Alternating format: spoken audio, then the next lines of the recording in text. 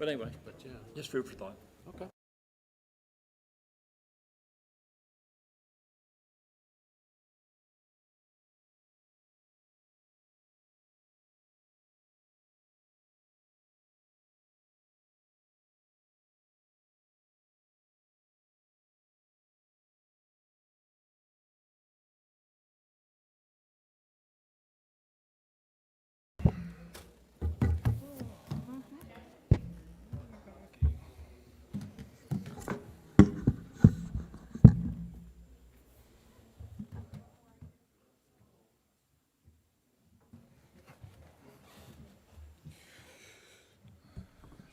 Joe Saunders, please report to the principal's office. By me.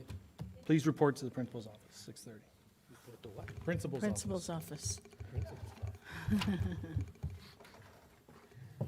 Okay. Okay. Right now. Yes.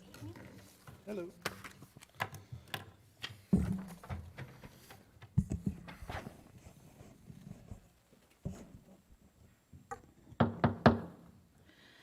Good evening, everyone. Call to order, Minneola City Council meeting. If we can please all rise for silence and pledge of allegiance. Vice Mayor Hernandez, thank you. I pledge allegiance To the flag of the United States of America and to the republic for which it stands, one nation, under God, indivisible, with liberty and justice for all. Thank you. All right. Good evening again. We'll start off with the agenda review. Mr. Yeager, I'm fine, thank you. Ms. Flynn, I'm fine, thank you. Mr. Hernandez. Just one question, Pam, when do we want to do the P and Z recap from yesterday's meeting? Whenever you would like to. Let's do it we'll do it after public comments, Okay, since we do have some items that are going to be voted on that were discussed in yesterday's meeting, so I think that'll be a good time to do it. okay. Thank you for your suggestion. Anything, Mr. Saunders? No. Thank good. you. Mr. Gerken? No changes. Mr. Johnson, thank you. Sorry, one thing, Mark, can we make sure that we do, I think we discussed this a couple months ago, that for the first meeting of the month, we do have a section here in the agenda for P and Z review, where, since we do not have a liaison anymore for P and Z, and we asked the chair to come and give us a review, just to make sure it's on the agenda. You want it on the agenda? Okay. Yeah, Mayor? That'll be fine. So if I may, can we do that at the beginning of the meeting? Yeah, of course, So yeah. if anyone that is going to be here regarding that, if they need someplace to be, Yep. they can. Yep. Is that okay? Good? I'll explain later. So, okay, so moving right along, public comments? Anything anything that's not on the agenda, please come forward and state your name and address, and I will be implementing the 3-minute timer. Thank you. You got it. Cheryl Pavlaka, 1808 Cary Street, Minneola. Good evening, Mayor and council members. Good Hope you all had a great 4th of July. I just have 3 things tonight, and they should be short.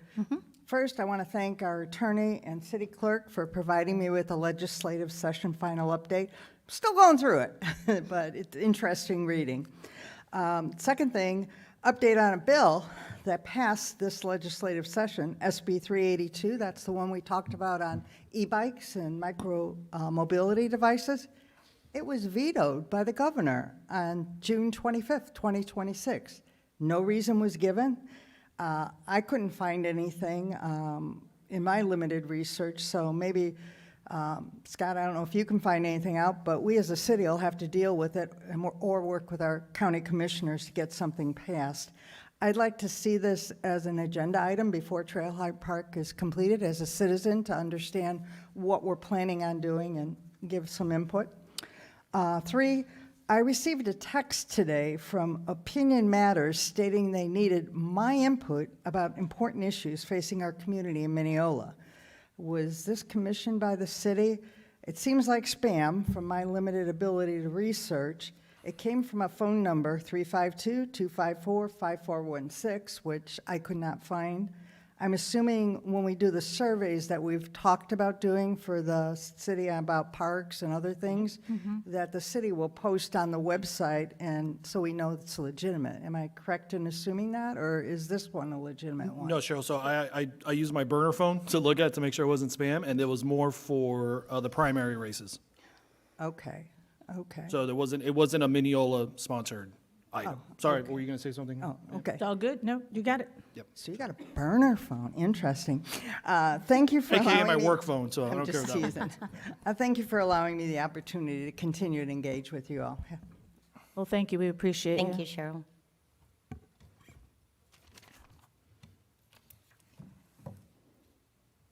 Good evening, everybody. Good evening. My name is Doug Hoteling. I signed in the back there. Looking through the agenda, which is quite lengthy, and I didn't see what I was told was supposed to be on the agenda tonight. So I just point blank question.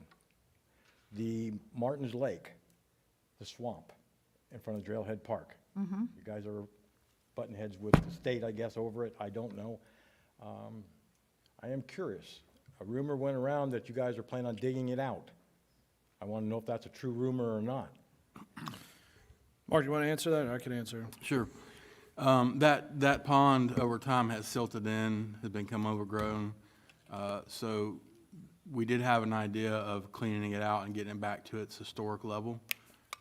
That's going to require a lot of permitting that could delay the park project, so we That push wasn't the that. question, Mark. Park Okay. project, I don't care how long it takes. Are you going to dig it out? Because there's a natural spring in the bottom of that, and if you pull that out, you're going to flood like it was back in the 70s, okay? And I happen to live in a flood zone right there with 3 other houses, and I really would like to know if you're going to dig it out, because you're going to open up that spring.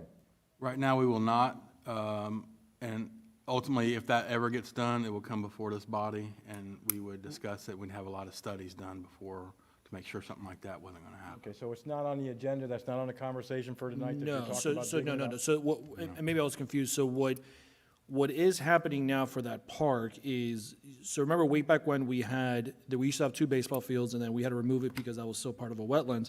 The city, 20 years ago, whenever that was, they were supposed to remediate it.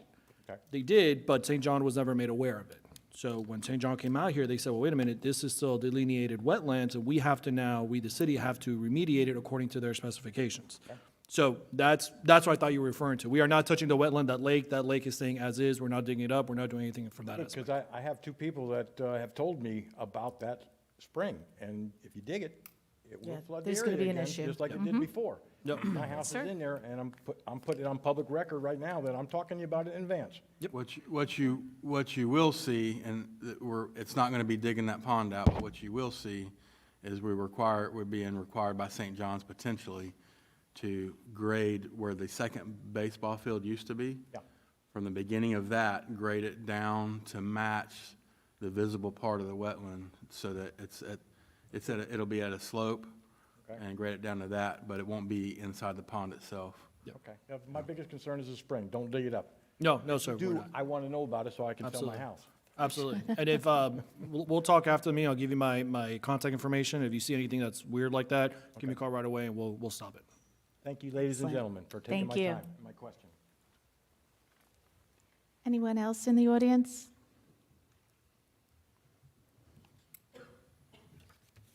Everybody. Good evening, sir. My name is Sergio Cabrera. I've been before you guys before. I just want to update you. We finished the grant that we had for cleaning pharmaceuticals, and that the city should have gotten $17,500 from that. And there was another grant that we were about to apply for, because we've got a technology that not only, and we proved it in this grant, that we do everything that chlorine does, but without chlorine, electronically. And we can, as we clean the water, we can also monitor the cleaning, which this is a national security thing. And then, thanks to Dan giving me an idea to let's see what we can do with the sludge, we found that we can save a ton of money to what you guys are spending on sludge. And in July 1st, the governor, there was a $2 million grant that the Department of Environmental Protection contacted me to apply for, and the governor vetoed the project, but I'm glad he vetoed it because most of the things that are being done with sludge, it's the same old story, not our technology. So this gives me an opportunity to go present to the governor, and today we were at the plant, and we also, again, we proved that we have this, we're doing what we claim that we're doing with sludge. I would like to be on the agenda for next month so that I can do a real presentation and have Dan be present, and so that he can, we cleaned PFAS, which is going to be a mandatory thing. He's seen the lab results, and we're excited about the technology. Whether I get grants or not, I'm trying to get an SBA loan. I've had 3 of them. I've got 2 nuclear cameras that I've developed. This is like a totally new world to me because I've been in medical diagnostics. But I thank Mark for letting me do the grant originally, and you guys, and I really look forward to working and proving that we can save a lot of money and make this place a show site for the technology that we have. Thank you very much. Thank you, sir.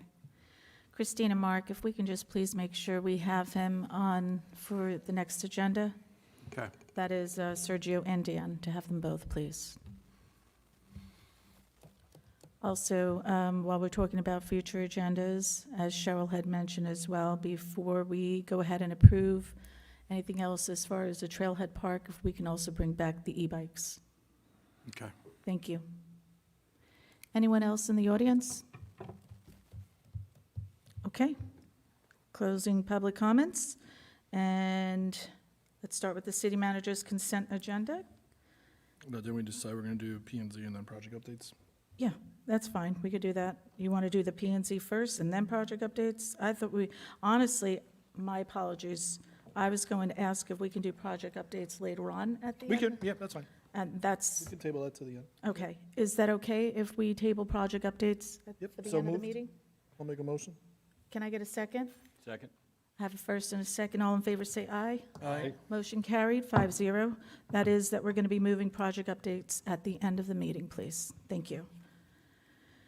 So before our city manager's consent agenda, let's go ahead and what we were speaking about, Denise, if you don't mind coming forward, please.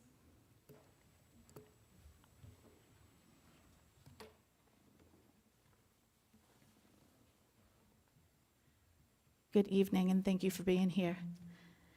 So my question that I have for you was a lengthy meeting last night. Thank you. Do you have anything that you would like to share before we start opening those items up on the agenda regarding the meeting? Nothing that, we addressed any issues. We spoke to both the staff, they asked them questions, the applicants asked them questions, asked them to add to any presentations. We listened to the public, and based on ultimate making our recommendations based on code criteria. So it was just, Perfect. Thank you so very much. I appreciate that. And again, I did watch it last night. It was lengthy. They seem to always be. Yeah, and there was a lot of feedback from all, and I appreciate that, how planning and zoning had a lot of information to be brought forward from everyone on the commission. So thank you. You're welcome. Appreciate that. Sorry. But I do have one question, Denise, for you. So, as we know, there was the annexation item that was on there for the table yesterday for P and Z. Of course, that's a very contentious item. One thing I was curious, as we're doing all our due diligence, it was a majority was voted 3-1. Considering it was a quasi judicial, I was curious to make sure I didn't miss anything, for your no vote, which I believe you did vote no based on the meeting. So if you don't mind sharing what your reasoning was for that no vote, just to make sure I'm not missing anything before it does come to our vote in 2 weeks. Well, as you know, is whenever I also didn't realize it was still a quasi because I wasn't told that either, and it didn't state it. However, when you come up to anything to go to council or before you go there, you don't have an idea of exactly how you vote. It's not personal, so I hope you're not thinking it's personal. I listened to reviewed my notes, listened to staff, residents, applicants, everything, and make a decision like I'm supposed to. Right, no, I'm not questioning you that you didn't do your due diligence, but, what was the reason behind the no vote? Was it, Do I think that we are rushing through it? I mean, you really want me to explain because you don't think I did things correctly? I'm not, Denise, I'm really not questioning you. I'm asking you, since it is a quasi judicial, majority of the board voted 3-1. Right, Again, I so- was just asking if there's anything substantial that you felt was a reason why we voted no. This is not a personal attack on you at all. No, I'm thinking that you're also thinking I made it personal too, but, I reviewed everything. I was hesitant. I thought of it. I listened to, I listened to what staff did, what our concerns were on the residents, and ultimately, I just felt like the city kind of pushed it through. Was it something that, could we have done differently? It was just, I even asked questions on a few things prior to the meeting too. I'm trying to remember, because I didn't bring my little notes on this right now, and feeling a little under the weather myself right now too, so. No, Sorry. I think you answered the question. It was, it was residents' feedback is what you said, right? So, okay. Yeah, I mean, that's it. because it And was- that's a fine answer, so I just wanted to get It's just, your like I said, I opinion even on it. hesitant right before my neck, so I was just like, it's hard. I mean, we know, you've been up there, you know what it's like, and Okay, no, again, like I said, there's no follow-up. I just wanted to get to make sure that we're not missing anything when we vote, on this in 2 weeks. So that's it. It wasn't anything personal. okay. Thank you, appreciate that. Anybody else have any Thank you. further questions? Yeah, sorry, no, not related to this. So correct me if I'm wrong, the topic on the development on 27th, was that yesterday or was that last month? The, The grocer fire, that was, that was June or was that yesterday? I was don't recall. June's That was meeting. June. That's the Vivino court, correct? Correct, yeah. And just because, of course, they're here today for their approval or denial. Any feedback from P and Z on that one that you remember? The recommendation I was do apologize mostly- for having you recall for so long, so. It's okay, sometimes my memory is great, sometimes it's, a million years ago, my brain has to really think. The Vino Court one was mostly discussions on eco. Could they do some more of the natives, the wetlands areas, maybe not wetlands, but the native, the wildlife, protecting more of that. Residents has a lot of concern about traffic. Again, Kevin addressed that red light, and I know that was an FDOT review, so that is something that, that is a concern. They were going to have it, it's in the review if I remember correctly, because I know we did ask a lot about that, and again, the residents came up very concerned about the traffic right there, noise, and the buffering, I think, especially, of course, everything was a lot, and you'll see about, if you watched last night, if you had a chance, Nicole brought up in her reports once again about adding more things about natives, and that would really be helpful because we're under water restrictions. As you know, I brought that up a long time ago, and I think that even, having native plants that use less water and having the right plants and keeping an eye for our environment is also very important because that's a lot what our residents want. Okay, perfect. That's all the questions I have. Thank you. Perfect. So what I was mentioning before was that to have you come up in the beginning of the meeting instead of during the comments of each applicant, so that you don't have to be here throughout the whole entire meeting if you need someplace to be. That's my only concern. That was it. Every meeting you're saying, or just? Or No, just just, the just first? the no, I was just, and turning if off you my phone. can't, yeah, and if you can't make it, someone No, yeah, else, just no, I let them understand know, that. We just so that we can talked get some about that before. feedback, because, I saw it last night, but I always like to get someone else's opinion as to what really happened. And, you know, I just see what's here and there. I don't see around the whole area. Right, no, that's Perfect. makes sense. Yeah, I don't have a problem. I think it's maybe the first meeting of the month after P and Z, just so it's fresh That's in what your I was mind. saying. I think that's fair, instead of every meeting, you know, what are you gonna talk about the second meeting? You know, there's really nothing, so. Well, Yeah. each item, yeah, because, you know, you guys have first readings and the second reading, so I never knew, is it the first reading you want to talk about it, or is it, you know, like you said, right afterwards would probably make more sense, because it is fresher. Right, Well, that yeah, sounds- yeah. I would say my opinion would be the first meeting, you know, just like I asked Mark to add in the agenda, that way you know, and like Pam mentioned, if you can make it, of course, we all have other things, you know, if you want to assign somebody from the commission to come on and Of say. course. But yeah, I'd no. like to do it first thing in the meeting, just so that, you know, we can get it out of the Right, way. because you'll have it on the agenda from that Yes. point, Yep. too, so I Yes. would even know. Yep, yeah. Perfect. But just, like I said, just the first meeting of the month. Yeah, Gotcha. Okay. No problem. thank you so Thank you. much. You're welcome. Thank you. You're welcome. Thank you. Thank you. Okay, anything else from council before we move forward with city manager's consent agenda? Are we good? We're good? You're good. We're good. All right. City manager's consent agenda. Can I get a I'll motion? give you a motion. Oh, hold on. Too Can I get a fast. motion, or can I get No, I have a any comment. type of comments or do a concerns?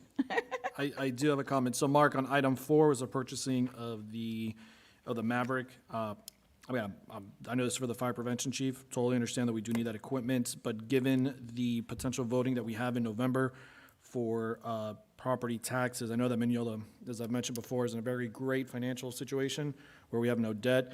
But is there any way that we can look at potentially maybe a used 2025? I don't know if there's some value in looking at some used ones that will still give the same life as a new one. I'm not sure if there's a cost benefit to that, but I'm sure he did that due diligence as well. But I just want to confirm.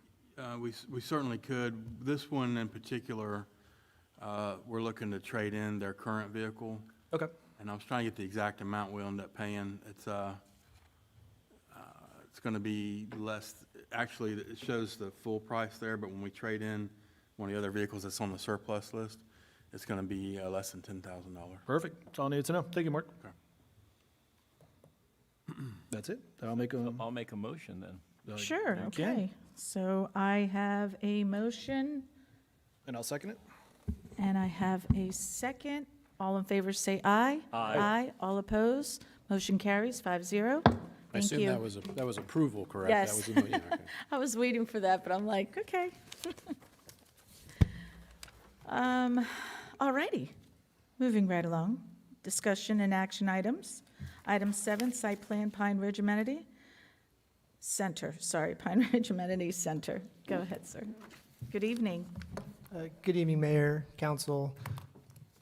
I didn't mean to cut you off, but since this is a quasi judicial, if I could get anybody that may wish to address this issue, if you could please raise your right hand. Do you swear or affirm that any testimony you give this evening is the truth, the whole truth, and nothing but the truth? If so, please say I do. I do. Thank you all. Right. Thank you. This is item number 7. This is the Pine Ridge Amenity Center site plan. For the record, my name's Eric Rosh with Inspire Placemaking here in my capacity as a contract planner to the city. I'll speak to the location of the project, the request, and then I'll wrap up with some final comments and a recommendation.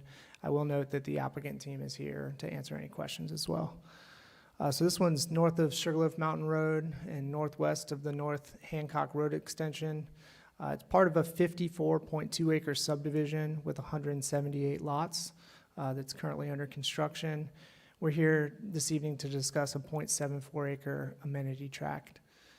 The amenity tract is located kind of hashed in the top right corner where the entrance to the subdivision is, one of the entrances to the subdivision, and it serves the entirety of the community. They're proposing a covered pavilion with tables. They've got a rec area with 2 cornhole setups, 2 ping pong tables, a fitness court, and a playground. There are no interior spaces under heat and air, so it's just a cabana type structure, and they are proposing 8 parking spaces. Whoa, that's not what was supposed to happen.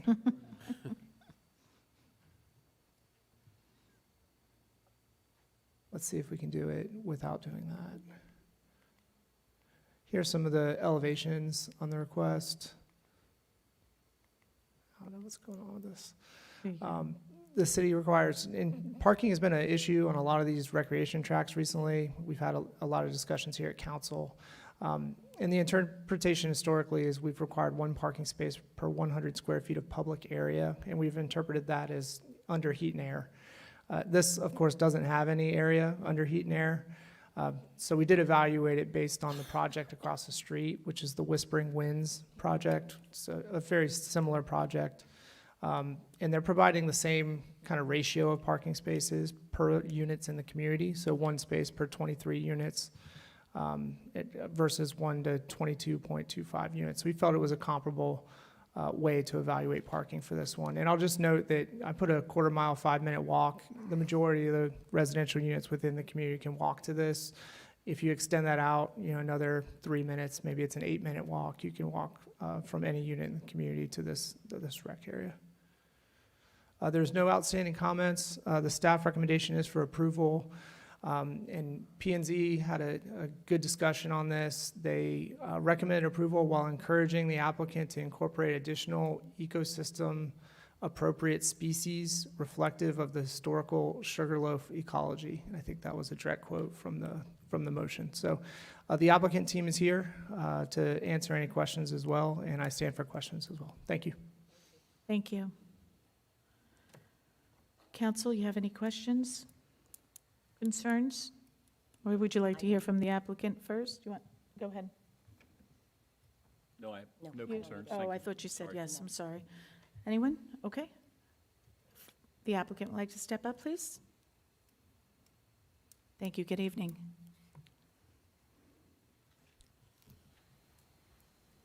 Good evening, council. My name is Mark Stelly, civil engineer with Pape Dawson, 2602 East Livingston Street. The developer, Bobby Wanis with TriPoint, is here as well tonight. We've worked with staff to get to this point with this project. We have no presentation prepared, small amenity. Hopefully, we believe it's appropriate for the setting. And if you have any specific questions, we'd be more than happy to answer them to the best of our ability. Thank you so much. Anyone from council? No, ma'am. Questions or concerns for the applicant?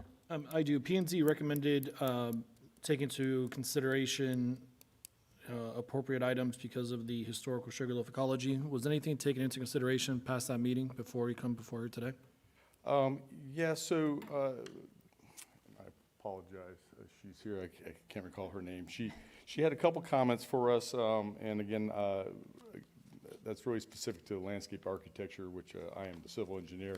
But her comments were she wanted to see is a minimum amount of Bahia sod, and I went back and I did look at the site plan, and there's virtually no Bahia sod on the site plan. She also mentioned a couple specific species, such as Walter viburnum, Yampan holly, I believe, and then really just was interested in seeing, I think the comment was just ground cover other than Bahia.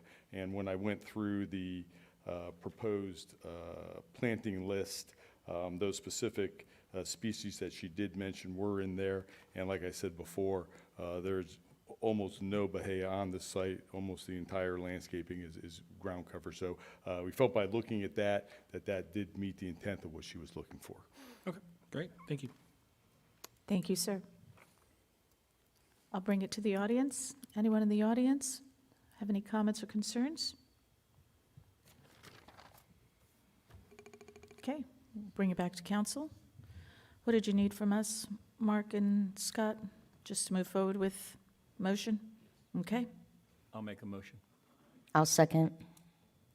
I have a first and a second for an approval motion. All in favor say aye. Aye. All opposed?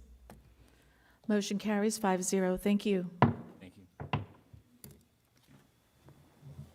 Okay, moving right along to item 8, ordinance 2026-09, County Road 455 annexation and rezoning, first reading, quasi judicial.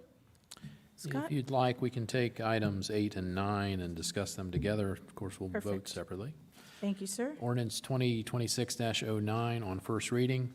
An ordinance of the City Council of the City of Minneola, Florida, providing for the voluntary annexation of 4.88 acres pursuant to Section 171.044 Florida statutes generally located north of Bear Spring Road and west of County Road 455 in Lake County, Florida. Upon annexation, rezoning the property from Lake County Agricultural District A to City of Minneola Agricultural District AG within the City of Minneola, providing for severability, providing for an effective date.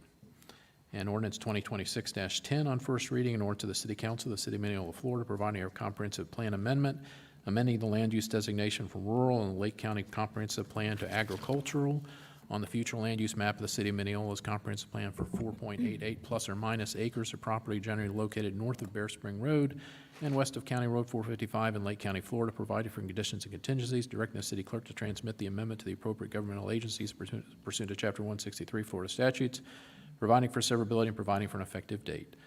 Tonight is first reading of both of these. You are correct, this is the first reading, but it was re-advertised for this evening. So there's no vote this evening.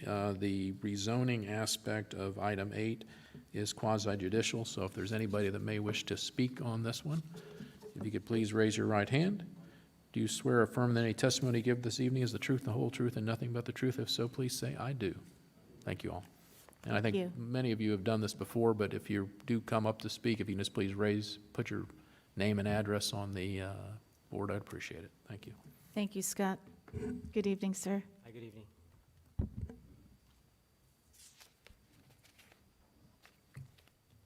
John Lozano, Planning and Zoning Department, presenting items 8 and 9 of the agenda, comprehensive plan amendment, annexation, and rezoning for 21097 County Road 455.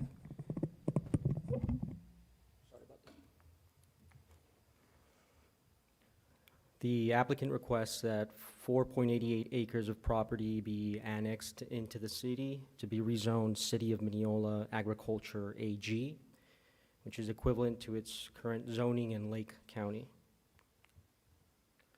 The property is located north of Bear Spring Road and west of County Road 455 in Lake County. It is currently in the Agriculture Zoning District of Lake County.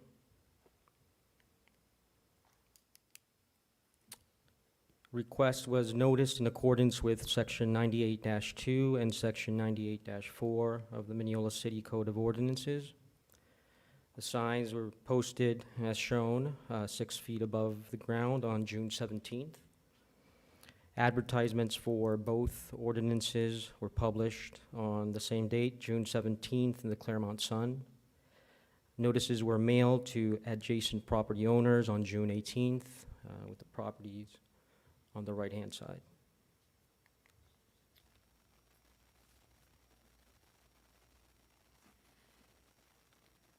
Per Section 98-2 of the City Code of Ordinances, the property is contiguous with the city's corporate boundaries and may therefore be annexed. The presence of County Road 455 between the city boundary and the subject property may not prevent annexation according to Florida Statute 71.03, Item 3. It's also important to note that access to the property comes only and precisely through State Road 455, sorry.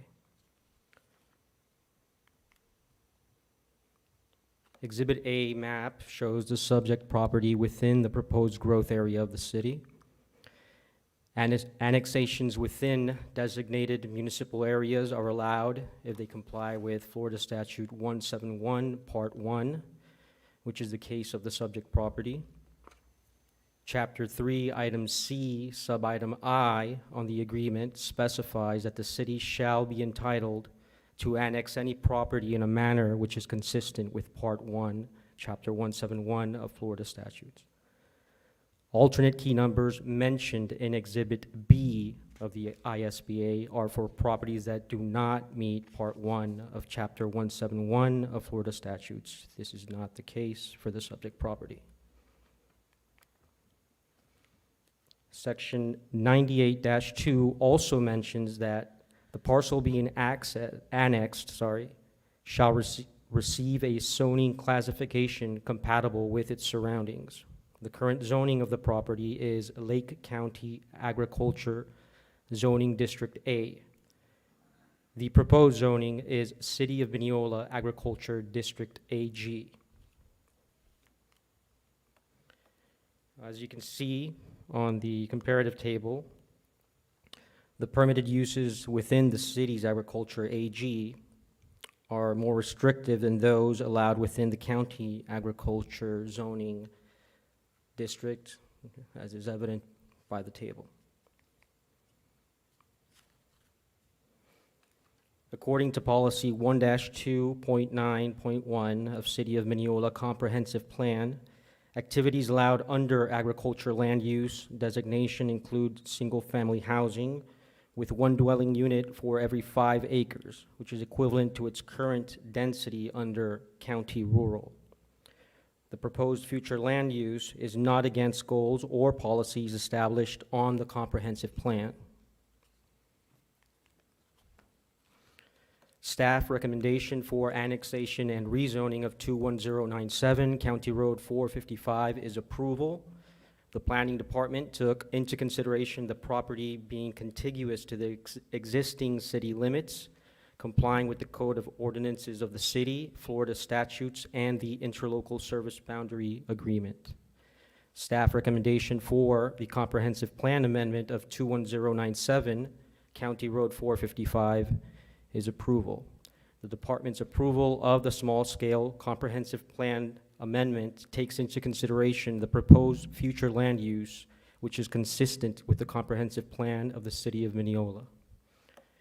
We conclude that the spirit and intent of Minneola City Code is effectively and substantially met by both ordinances.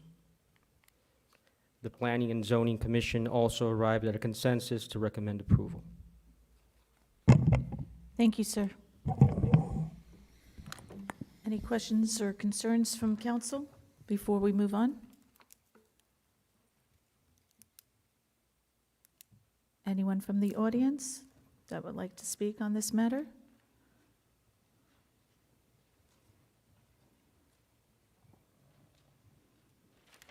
Good evening. Good evening. Clinton Pownell, 14205 Hunters Trace Loan, Claremont, unincorporated Lake County, a member of the Interservices Local Boundary Area. Before I begin and my clock starts, I want to make a correction. I wanted to make sure you mentioned Chapter 71, or did you mean 171? 171. All right, he misspoke, and I just want to clear that for the record. Thank Can I you. get my 3 minutes back, please? Sure. Thank you. Absolutely. I'm asking the Hold on. commission to, Wait, let's get you 3 minutes back. oh, I'd have just added 20 more seconds, but okay, I can do math. There you go. Thank you. I'm asking the commission to, thank you, to postpone or deny ordinance 2026-09 because the record does not sufficiently support approval tonight or at any other time in the near future. First, the city is relying on the Interlocal Services Boundary Area Agreement, specifically Exhibit B1. The county annexation letter says alternate key 3789882 is shown in Exhibit B1 and asks that Lake County for written confirmation of approval, which is exactly what the ISBA says.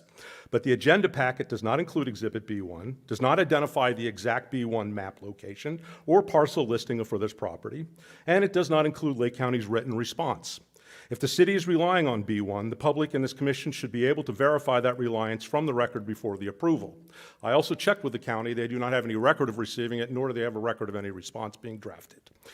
Second, Chapter 171 still matters. The ISBA may help address certain boundary issues, but it does not eliminate the city's obligation to show compliance with the voluntary annexation requirements. That includes all owner consent, proper notice, contiguous, reasonable compactness, and no enclave. The application indeed identified both Judith and David Yeager as owners. The record should clearly show where both owners signed and where both owners are legally authorized to sign for both. It's only signed by one. Third, continuity is not a box-checking exercise. Chapter 171 requires a substantial part of the annexed property's boundary to be coterminous with the city boundary. Based on the information discussed, only about 8% of the parcel boundary appears to be contiguous, essentially the frontage area. The statute does not set a percentage, but 8% is low enough that the staff and city attorney should explain on the record why that qualifies as substantial. A bare statement that the property is contiguous is not enough. Fourth, there is no financial justification in the packet. I brought this up at the last meeting. The staff reports lists the financial impact, again, as undetermined. The proposed use remains residential and agricultural. There's no evidence of job creation, commercial tax base expansion, infrastructure efficiency, or revenue analysis showing this annexation benefits the public. And that is your constitutional duty. And a matter of fact, somebody said it just a minute earlier in another thing. You have a fiducial responsibility, and you told Mark to do it. So what I'm asking for is you identify the exact exhibit B1, map location or parcel listing that is including alternate key 3789882. Please provide Lake County's written response to the city's request for confirmation or approval, or explain why no response is required. Please identify where both property owners signed the voluntary annexation petition or where one owner was authorized to sign for both. And please state that the linear feet and percentage of the parcel boundary that is coterminous with the city boundary, and explain why approximately 8% is legally substantial under Chapter 171. And please explain the fiscal impact since the staff report states it's undetermined. Thank you. Thank you. Thank you. I've signed back there. Do you want me to sign up here? Whichever you like, sir. Sign back there. Hold on, Clint, I have one question. You mentioned that Lake County, were they not aware of it, or? They said they've received no letter, no record of the letter, nor have they drafted a response, nor can they find a copy of a response. 'Cause when I spoke to a commissioner today, he did mention that it was in his packet, so I don't know. Which commissioner was that? Because I spoke to a commissioner too. Sean Parks. Same. As a matter of fact, I have a text where he says there's no record. I can show it to you. No, I believe you. Okay. I spoke to him earlier this morning, so, Okay, well, he said there's no record and the county can't find it, and he told me that this afternoon at 4 PM. yeah. So he informed me I had a conversation with him, and I could show you my phone record at 9 I believe this you. morning, I mean, saying that, so I don't know. But just the same, there's references to B1, there's references to the letter, none of this is, the county has to give approval. No, I understand that's that, as but. simple. So, because what he was mentioning to me is that it was, so they were notified on the packet, so I don't know if there was something else, maybe he wasn't referring to a notification. I'm not saying that we're calling him a liar, of course no, not, but I I'm know. just saying that Look, maybe there was something else that, It's the county, I mean, give them some time. No, they'll Fair. figure it out, but right now, it's not here. So I can't see how this can be even put through and how this was even approved. Why this one even got through planning and zoning and then through the P&Z committee yesterday. You guys are opening yourselves up to some serious litigation if you don't get these facts straight. and then to answer, because I think it was answered very well yesterday at the P and Z for the contingent, for the continuous, the 8%. I saw Scott taking notes. Yeah, Scott, can you, I know that Jennifer did a great job explaining that yesterday, so can you just repeat exactly what she said verbatim? Yeah, it is contiguous. I mean, it is not an 8%. The actual definition under the statute means that a substantial part of a boundary of the property of the territory sought to be annexed by a municipality is coterminous with a part of the boundary of the municipality. It's just a boundary, not the entire boundary of the property. In this case, the entire one boundary is exactly coterminous or contiguous to the city, and frankly, a portion of the other. So it meets the statutory definition. And case law has actually shown that in some cases, it's virtually a point-to-point annexations that have been approved. So Actually, it DeLand and Deltona sued each other. It doesn't was require the considered as entire precedents. boundary to be No, it does not. contiguous, right? But there is Deltona and I understand. DeLand precedents, and that was notice was, 1.75%. yeah, notice was certainly given to the county. I think there's even a copy of the letter. This is a voluntary annexation. It is not being annexed pursuant to a non-contiguous property under the ISBA. We went through this last time. This is the property owner seeking to voluntarily annex, which is under the ISBA is one of the specific ones that does not require county approval. Now, they are required to be notified, which they were, and they have the ability to object. If the county believes that it's not contiguous, and they've done this before, they will reach out and object. We've received no such objection from the county, nor do we anticipate it, so. Can you read the letter from the city to the county? Because it literally says 3789882, referenced in B1 on the ISBA. Or show me where it is on the ISBA. I mean, you have two things to do. Again, this is not an ISBA No, it is not, but the annexation. letter to the county says it is. So, hold on, I believe we do have a letter, You Joyce. drew a letter to the county that was inaccurate and wrong and giving the county misinformation, and now you're voting on it. And this whole thing, this whole way this has been presented, it's horrible. I told you guys this last time. They need to get it together. They really do. They're wasting taxpayer money by their inefficiencies. Hold on, before we move forward, do we have the letter, Joyce, from the P and Z? I have it in front in of the me. It's in packet. our packet. Okay, It's in our packet, county annexation letter. okay. And it I just- does sorry, say the the second paragraph. inter-service boundary agreement, ISBA. Yeah, I just want to make sure, Clint, that you saw it. I don't know, okay. It's in the packet. Okay, great. I know that we had issues with our packet before, so that's why I was asking. Exactly. That's it. Thank you. Anything else? Nope. Nope, thank you. Thank you. Mayor, Yes, Joyce can answer the county on what she had discussion with the county, please. okay. Good evening, Joyce, thank you. Good evening. When this letter was sent, I got a phone call from the city attorney. All they asked me was when we were Sorry, doing. county attorney, you mean? The county attorney, I'm sorry. Yes, county attorney. There was no objection. They just asked when we were doing this. That's all they asked. Yes, what, I'm sorry? When we were They gonna- just asked when we were having the hearings and stuff. That's it. And- There was never any objections. Never objections, I never okay. heard from anybody in the planning department or any of the commissioners or anything. That was it, the one phone call. So Scott, does that satisfy from a statutory perspective, everything? Yeah, basically, we're just required to give a copy of the notice to the county, is essentially the minimum requirement, yes. Okay, Yeah. great, thank you. Thank you.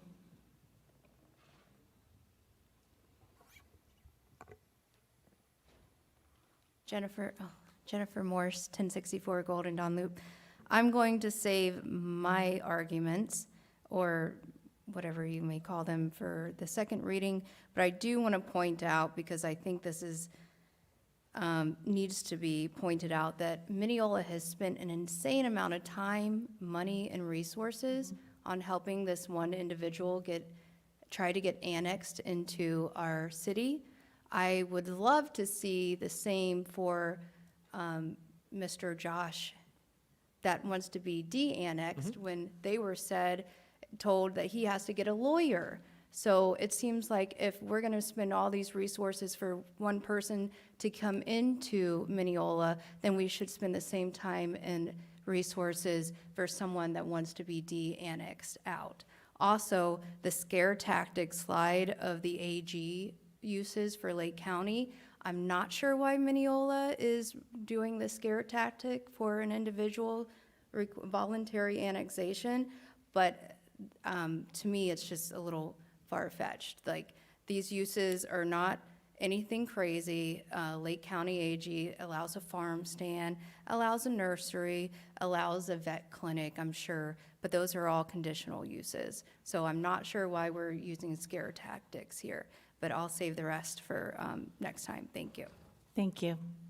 I do want to say, Jennifer, I wholeheartedly do agree that if someone, just like anybody wants to come into the city of Minneola, if somebody wants to be removed or de-annexed, if you will, from the city of Minneola, that is their property. They have every right to do so. And I do know that Josh, like you mentioned yesterday, he has a parcel, I think, on Plum Lake that he was not happy with city services, and that's his prerogative, 100%.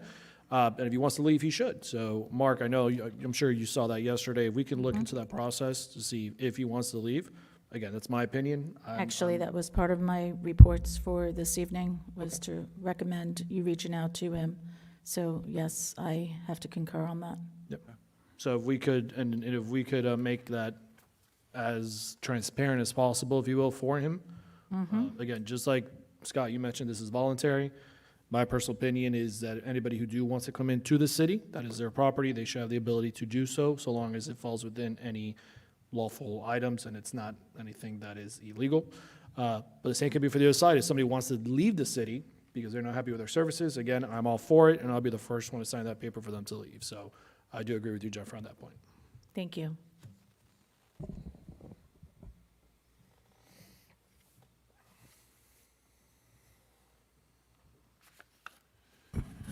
Good evening. Dwayne Smith, evening. 2767 Purple Meadow Court, Minneola. Mayor, council members, I would just say right up front, I disagree with the annexation. I think it's a hostile annexation because you're taking a property out of a community. So now you have a community that's being governed by two sets of laws, two sets of ordinances and other things. It doesn't make any sense. Most communities or cities have some sort of an ordinance that says you got to have at least some majority of the citizens of that community that agree to an annexation. But to move beyond all that, and the letter with Lake County, which I think has lots of problems as well, there's the issue of the AG designation. I find that the staff recommendation is interesting because the people here were telling the county that it was 5+ acres, and yet when we get down to the end of the day, it's only 4.86 acres. Now, there was lots of information made the other day about how you measure that. And it seems, I want to go back and say that it makes no difference, seems to the staff, that under the code, the density of the dwelling has to be 5 acres. Shall not exceed 1 dwelling per acre. It's a shall thing. It's not a must thing or a may thing or whatever. It's a shall. The key word is shall. The ordinance doesn't use approximately or functionally equivalent regarding acreage requirements. And this makes one have to wonder how many other issues have come before the planning staff where they took the view that even if not fully compliant with the ordinance, it was close enough. So the staff recommendation further creates a whole new way to determine if the property gets AD designation. They now seem to have developed a functionally equivalent measure. Nowhere in the city code could I find a definition for this measure. It seems to have been created for the sole purpose of granting this specific non-conforming property the ability to receive an AG designation. It has been posited by the city staff and city attorney that this piece of property is really 5 acres or greater because at some time in the past, the lot was 5 or more acres. But previous owners gave away up ownership and for right-of-ways and so forth that could benefit 455, the county. While this may or may not be accurate, the fact that remains that the applicant bought the parcel of property that was under 5 acres when they bought it. The size of the property was not affected or changed by any grants of easement or vacation of ownership after the applicant's purchase. I do not see how the city can justify increasing the size of the lot for past actions on the property, especially when the owner knew the size of the property where they purchased it. Thank you, sir. If the city wants to create non-conforming designation of this property, they should require the owner to go through a waiver process where the facts can be fully explored and a determination made by an informed P&Z and council. I'm curious as to what the real minimum is that is needed to be seen as functionally equivalent. Could you just be 4 acres and a horse? Can you have a fruit farm? What is it that allows you to be equivalent? I'm also curious as regards compliance with that, the code requiring them to Sir, be compatible. I do apologize. Your time is up, and I have to respect everybody else's time. Oh, my apologies, my apologies. My apologies. I saw Jennifer turn around. Give him 6 more seconds. My apologies. I saw Jennifer turn around, and I'm like, am I not? My glasses weren't on. My apologies. My apologies, sir. Can you please give him some more time? I saw Jennifer turn around, and I was like, did something happen? Thank you. My apologies, sir. Can you give him 20 seconds. give him his 20 seconds, please?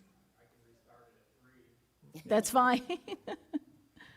All right, I'll just take, we got 20 seconds added onto that. Anyways, Go ahead, sir. that it has to Sorry. be similar to what you already have within there, and I would say that the interpretation could be that similar to what they've annexed into the city of Minneola, and the property that's adjacent and conforming to it would be mixed use, and it's resident, and should be being a residential, I forget my words here, but yeah, it should just be the residential rule that it is. I see if the city sees fit that it make that designation. The big thing here is its appearance, it's the staff appearance for this. It appears, and you've heard it talk about this just now, it appears that it was the desire of the city to make this happen, come hell or high water, as they might say, that the staff has seen fit to try and find a way to grease the skids and make this happen. And that's a bad image to be given out there, I think, at this point in time. So thank you for your time and the extra. Thank you, and I do apologize about that, sir. Thank you. Anyone else? She didn't raise her hand, I don't think. Maybe she did.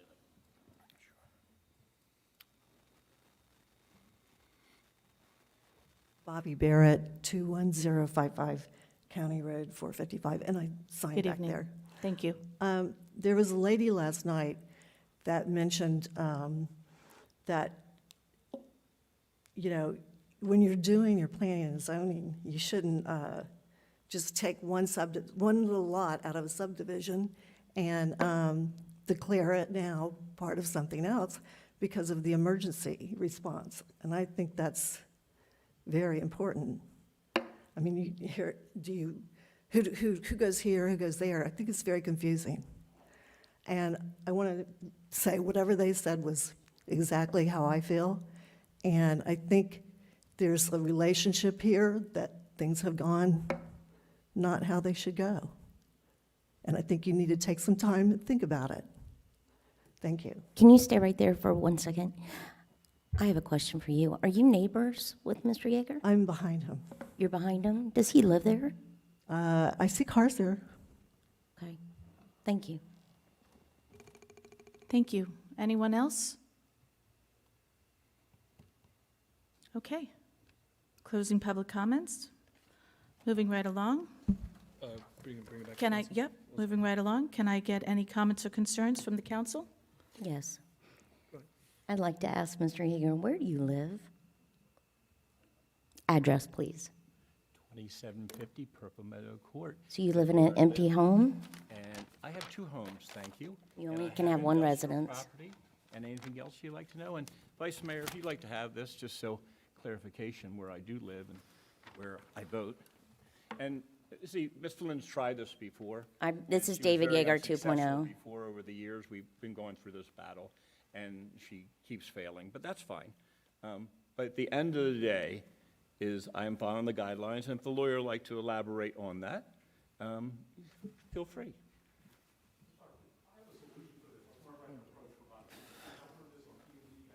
Okay. If you can give me. Okay, can you give me just a minute? Because right now I've closed public comments, and we have brought it back to council, and I'd like to, thank you. Sorry. you. And Thank you, Mayor, though. there's one other thing. Mark, can you elaborate who will show up out that county area?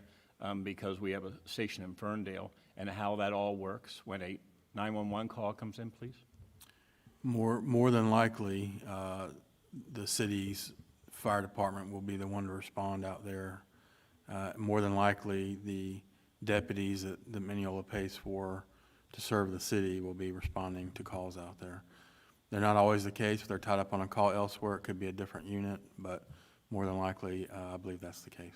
Well, usually our fire department really doesn't stay in our city sometimes. They go to Claremont or wherever they do it with the emergency services. But most likely, everything out there will be serviced by us. Yes. Thank you. Anyone else on council? Yeah, I'm last. you're last, okay. So, couple questions for the city and also for the applicant.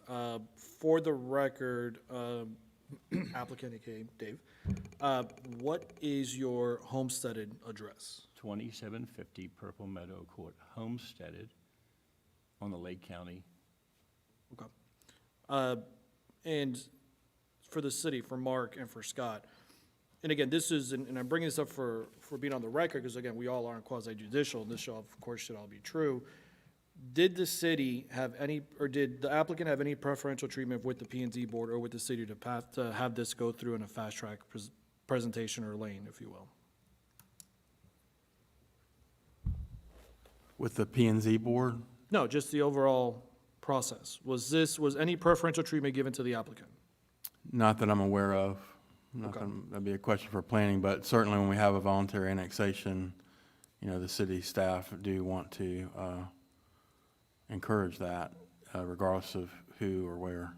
Right, no, but it was brought up that might have been some preferential treatment, so I just want to make sure that we are all on the record here, that whether, I'm not saying there is or there wasn't, that's why I'm asking you and Scott, was there any preferential treatment given to the applicant for this particular annexation?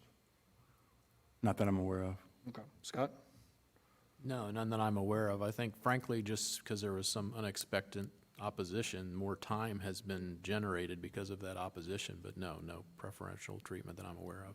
All right, Joyce? Can you say on the record, please, on the microphone?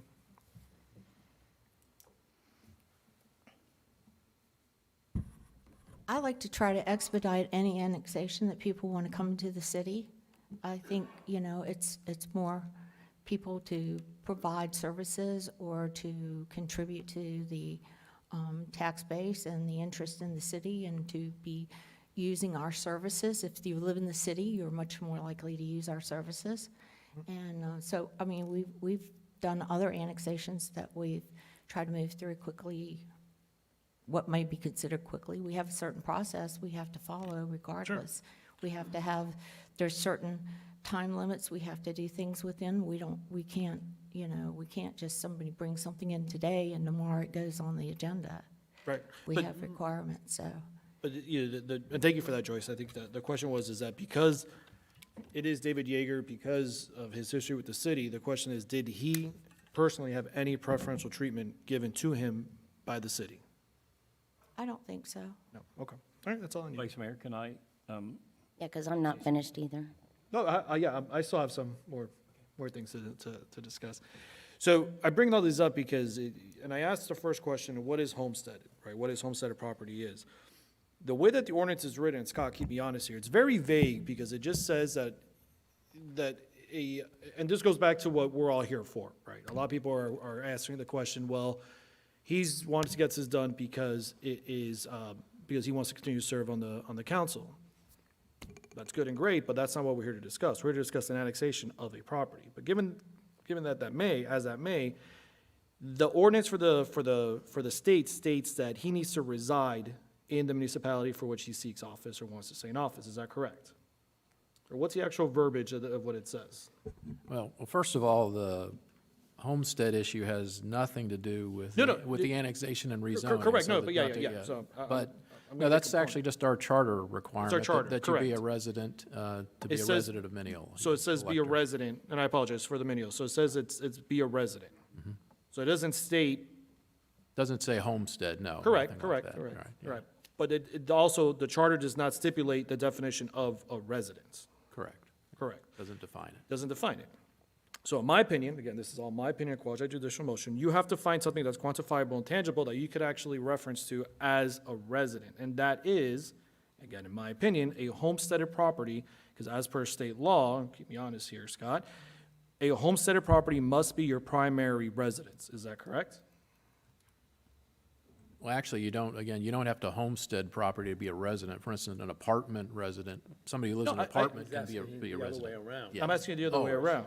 Yes, Yes. exactly. Homesteaded property, yes, would certainly appear to be a residence. Right, so in other words, you can't homestead a property that you are not a primary resident of. Correct. You have to be the principal, that has to be your principal residence to claim homestead Perfect. on a property, yes. So the reason I explain all that is because that is something that is quantifiable, that is true. Yes, are there cars there?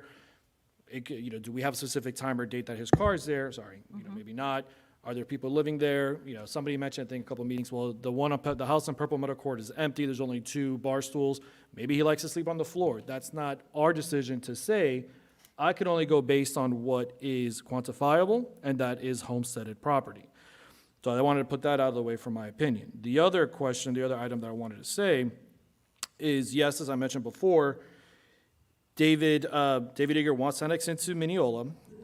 And as I said before, people believe that he's doing this in order to serve on the council. And he very well may be, but that's not what's on the agenda. The agenda specifically states that we have a resident who wants to annex into the city. As a quasi-judicial item, we must make these decisions based on the facts that are presented before us. Everything that I asked the city, the attorney, the city manager, planning and zoning states that nothing was done incorrectly on record, and they were under oath, that this was done in favorable terms or it was done to fast-track anything. That's my opinion, that's what's stated. Everybody, of course, is entitled to their own opinion, and that's good and great. I also asked David Yeager on the record what his homesteaded property was, like I mentioned before. That way he could stipulate and say exactly what his home is based on the definition of what I believe is a resident, which is a homesteaded property. Yesterday in P&Z, there was a lot of comments saying, well, we're going to take this to the ethics board. Very well. That is your prerogative. You want to take it to the state ethics board because he does not, you feel that he does not deserve to fit, he has not seen fit to serve on this board. You absolutely can. But at the end of the day, we are going by what is on the law and what's something that's quantifiable. And in my opinion, a homesteaded property is your primary residence. So that is my. Thank you. That's it. Thank you. I'm going to go to Joe. Yes. One point that you made. The annexation is being requested by the owner of the property, not necessarily the resident. You don't have to be a resident to annex. You're right. You're absolutely correct. You're right. Correct. My Go ahead, turn? Joe. Yep, it's your turn. Oh, okay. I got a phone call and an email from a resident. I know her name, but I'm not going to say it here, okay? And we talked for a long period of time and went round and round. She doesn't accept what I say, and I'm going to try and clarify it here, okay? Her first concern was that a couple of meetings ago, I made a statement that all dimensions have a tolerance. That's a scientific principle. I didn't invent that. There's no such thing in science. Science includes surveying, geographics, machine tools, you name it. A lot of things in science that are dimensioned. Property is dimensioned. There is no such thing as a zero tolerance. So when somebody says 5 acres, it doesn't imply that it has no tolerance. Her comment was, when you annex the property in question from the county into the city requirement is that it be 5 acres minimum. Her point of view was, it's not 5 acres, it's 4.88 acres. And again, I'm going to explain tolerances for the 4th time being on the city council. A tolerance means that a dimension has a plus and a minus. It could be +0, -1 something, 1 inch. Could be the other way around. Could be +1 inch, -0. But it can't be plus or minus 0. Technically, that's not acceptable. So, her point is that the law, as she's quoting it, is you can't access this property into the city because it doesn't meet the 5 acre requirement. Unfortunately, when you say 5 acres, you're implying a tolerance. It's not zero tolerance, okay? Understanding that, the property is zoned as agricultural. It's being transferred into the city as agricultural, or I guess that's what it is, agricultural, not farming. And it's coming into the city to be the same zoning. We're transferring it, for the zoning it is, into the city at the same zoning. And at 5 acres, it has a tolerance. The tolerance of property, generally speaking, and I didn't get a chance today to look at Minneola's information, and I frankly don't know where that information would be, but the general tolerances in Minneola on dimensions is plus or minus 0.1. The general standards of Florida are in 4 categories. City, which you'd call, they have a name for it, I can't think of it right, a compact, well-populated city has 1 tolerance.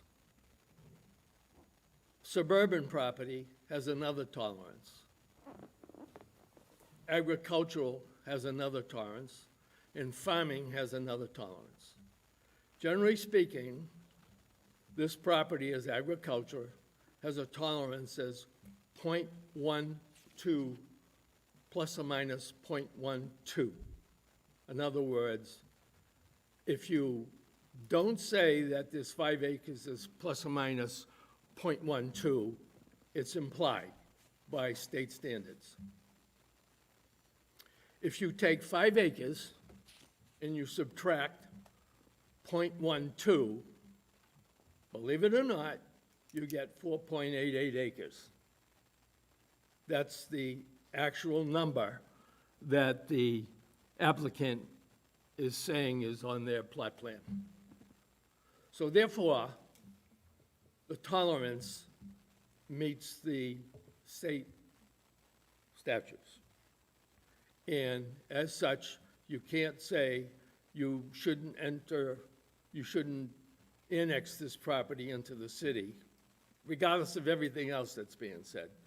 You cannot restrict annexing this property into the city because it's 4.88, because it's within tolerance of the state standards. Amen. Thank you, sir.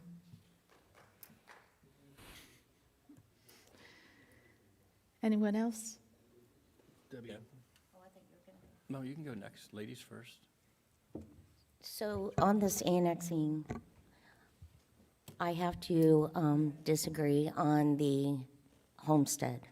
The reason I disagree is because the house in, where you're at Del Webb, the homestead, he can't do the homestead at County Road 455 because the home hasn't sold. You can't have two homestead properties, correct, Scott? Okay, so he can't homestead the home at 455 because he hasn't sold the house at Del Webb, correct, Scott? You can't have two homesteads. You can't transfer it, in other words. It only can be ported after the initial sale. So after it sells, then he can move his homestead to 455. So the other thing that I was going to say is that the council, this goes into my belief right here, is that I want to know why, because we've been through this before, 3 times, actually. probably. Thank you. And we drink together, too, so. Yeah, apparently. You forgot about that. But when he said you failed, that's not what happened. I did not fail. I came to the city council in 2017 and presented a case that we served on the city, or planning and zoning together for several years. Dave and I did. And I discovered about 2 years into this that he didn't live in the city of Minneola. And I brought packets to the city council as a planning and zoning commissioner. And those packets had the property, what do you call them, the property record cards? And I showed where he lived in Claremont, he lived in Esplanade, he was not a Minneola city resident. And for him to say that I failed in that attempt to prove his residency is incorrect. After 2017, when I brought that packet before the city council for their review, he ended up resigning about 6 or 7 months later. And I don't know why he resigned, maybe guilt, maybe, I don't know. But he did not live in the city. And the reason I'm passionate about this is because I want the right thing to be done. And I don't believe this is the right thing. My moral compass goes off. I don't know about you guys, but I don't know why we're cheerleading this. And it upsets me because we're not doing the right thing. He does not live in the city of Minneola. We are doing a discomfort to our residents in Minneola. We're going to set a precedent if we let this thing pass. And that precedent is telling Mascot, Leesburg, Groveland, and Claremont that you can be anywhere, live anywhere, and serve on their city council. If that's the case, I'm going to run for mayor of Mascot and live in Minneola. But this is not right, people, and I know this is the first reading, but I want you to understand that the council may appoint a qualified person residing in the city to serve as council member, and he does not reside in the city. We have heard this from his neighbors at Del Webb. The house is empty. I know it's empty. There's other people that know it's empty, and I didn't discover this information until about a month after we appointed him. And again, this is nothing personal. I'm stating facts, and you can look it up. But after a month of we appointing him on this board, I discovered that the house is empty at Del Webb. He purchased the county road at 455 property, and he still serves on this board. I didn't know that at the time of him being appointed. I thought he lived in Del Webb. He served, he lives here, great. But I can tell you there's a member or members on this board that knew, in fact, that he did not live in the city. And I want the right thing to be done. We're not serving our residents in the right way if we elect somebody or appoint somebody that doesn't live in the city of Minneola. Thank you. My turn? Yep. I'm just excited you finally got a moral compass. When I was at Esplanade, I wasn't on the board, actually. And you went after me when I was at the yacht club, and the city was always notified that residency. The other part of it is so do I get special treatment? Actually, no. They went on beyond. The first time we came in June, there was a lot of mistakes with the city and with the application and some things that showed that we wanted to sue single family and things like that. So anyway, all that was cleared up, and then we got to July. The other issue is every conditional use sign or variant sign in this city, we should have never heard any of them because they were wrong. Mine is right because I'm a higher standard, because they have to go after me. So the city came out and did the first sign after the meeting, and that was wrong, and they came in and do another sign. But if you saw the sign on your computer there, obviously how high it is. No other sign in this city of anyone, Scorman, the people over there at Vino and 27, they were all wrong. And in our city, so I had to do a higher standard. So again, no one gave me any favor. No one's ever given me anything. The city didn't do any special favors, and I did the higher standard. Now, if you go around some of the projects, you see all the signs higher. So basically, I fixed that problem. But Shepherd's Landing was not noticed properly, so it shouldn't have been should have been thrown out. Should have been to the next meeting. Scorman, next meeting. Many projects in the city that had the signs that were inappropriate of the height. So again, no one gave me anything. Everybody knows my name, and we had to be the higher standard, and we did. And it's not like, if Mr. Gerken can clarify this, we could go single family. There's a lot of things in that we could have done. All we want to do is ag to ag. If it was anybody else in this world, it'd be a no-brainer. And what was funny last night is we had 755 homes across the street from the residence that I'm going to, and not one person from the audience got up. And I am not in a subdivision. I'm a single parcel, and it's right across the street from 755 homes. Isn't that funny? So no one gave me anything. I did the higher standard because Mark doesn't want to hear people call and complain because Jaeger did this. And so I went through the process, and we had some issues that the process wasn't done properly, and we came down and fixed it. And then the city did the process, and they had to fix it, and that's why we're back here today. But again, no one gave me anything. Thank you. And I think you hit a good point there, David. And at the end of the day, and it was brought up yesterday, I think I've said this to a lot of the residents and folks that have called me, we need to be able to separate this annexation from David Yeager, the drama-filled individual, versus David Yeager, the resident. At the end of the day, this is a resident of Minneola. This is a resident that we are all up here, and we made an oath to make the right decision based on the facts that were presented in front of us. So we all need to understand that this is not David Yeager. It could be John Smith. But the fact of the matter is, everything that's been presented, as I mentioned earlier, nothing was done with preferential treatment. Everything is done according to the letter of the law that was reviewed by our city attorney. And there is no other reason, in my opinion, again, taking away the fact that it's David Yeager, the drama-filled individual, take him aside, there is no other reason why this should not pass. And as I said before, and I welcome the rest of council for you to provide your opinion and your thoughts on what you think makes someone a resident. As I said before, my perspective is a resident is somebody who has their property homesteaded, because that's quantifiable. I can look it up in the record, and it's something that I can see. Debbie, to your point, 100%, he could be living there, but I could be having 5 residential units as rentals and investment properties that are under my name, and that doesn't necessarily mean that that's not mine. That's my property, and it doesn't matter what I do behind closed doors, just like it doesn't matter what any residence does behind closed doors. The fact of the matter that when you say that it's empty, again, in my opinion, that's not quantifiable, right? In a court of law, it's not, unless you have proof and cameras there, and then that's a different story, of course. But right now, you can't quantify that. You can't quantify, I know for a fact he doesn't live there. Well, how? Well, I just know, I feel that's, I just feel.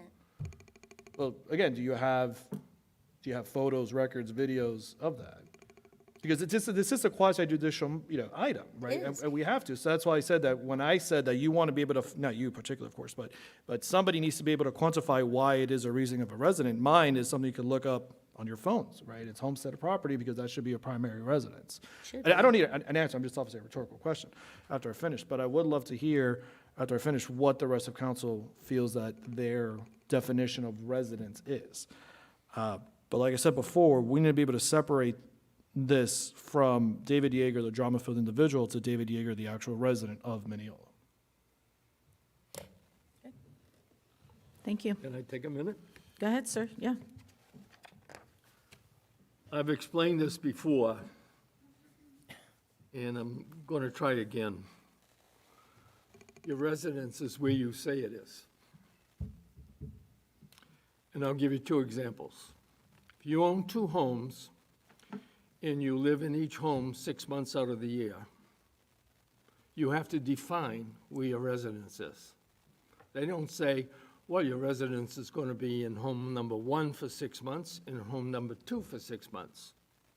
Technically, for the law, and you can correct me on if I'm wrong, you have to pick a resident. You pick it. Say I'm 17 years old, 18 years old, and I joined the Army, okay? I'm not speaking from my own personal experience. I didn't join, I was drafted. But I'm living in my home. I'm 18 years old, and I'm living with my parents in my home. And I'm drafted into the Army, and I go to Europe, and I have a postal address of what's called an APO postal address. My residence is listed where my mother and father live. I haven't changed my residence. I'm sleeping in a barracks in Germany or France. My residence is here in the United States. My license is here in the United States. My citizenship is here in the United States. My residence is where I say it is.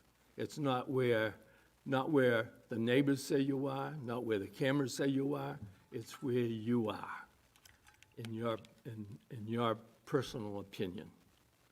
Now, you could modify that with a whole bunch of things, and that's what we're trying to do in some cases here.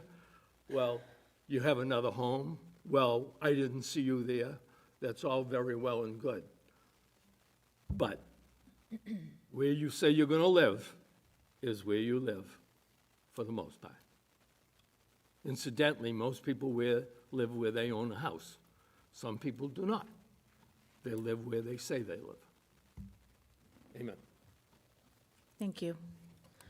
All right, moving right along, guys, because we've got a pretty busy schedule here, agenda here, excuse me. Sorry, I think Clinton had one thing, I don't know if you wanted to give him the opportunity to bring.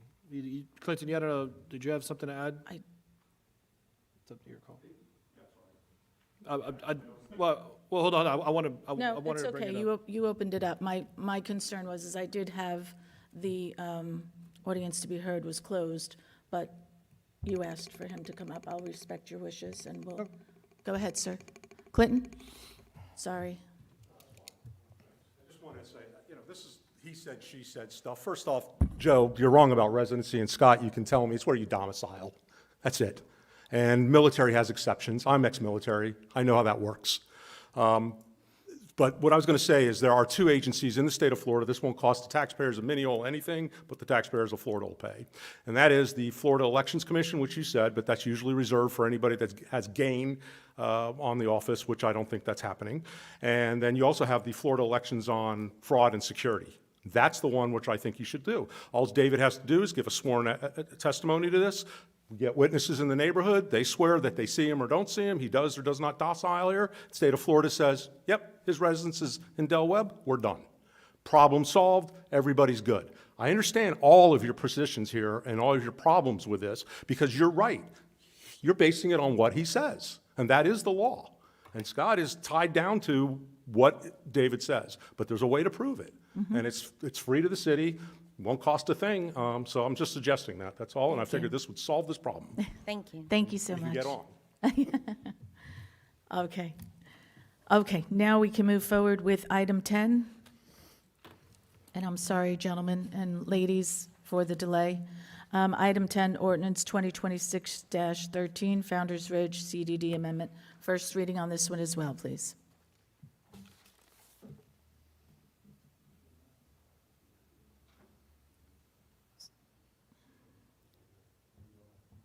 Have a good evening. Scott? It's me. Item 10? I have an old agenda, apparently. Switch this is the ordinance for Founder's Ridge. Do we move the lot split to the end of the agenda? No, did we? I guess. Did I Okay. miss something? No? Yes, the lot split got moved. It was number 10 on my agenda, so it's now 19. Okay. Yeah. So ordinance 2026-13, an ordinance by the City Council on first reading, an ordinance by the City Council of the City of Minneola, Florida, amending ordinance number 2007-06, which established the Founder's Ridge Community Development District, providing for amendment to change the geographical boundaries of the district pursuant to section 190.046 Florida statutes, providing for all other terms and conditions to remain unchanged, providing for conflict and severability, providing an effective date. This is the first of 2 readings, so no vote this evening, Thank you. but we can take any public comment. Anyone in the audience? Public comments?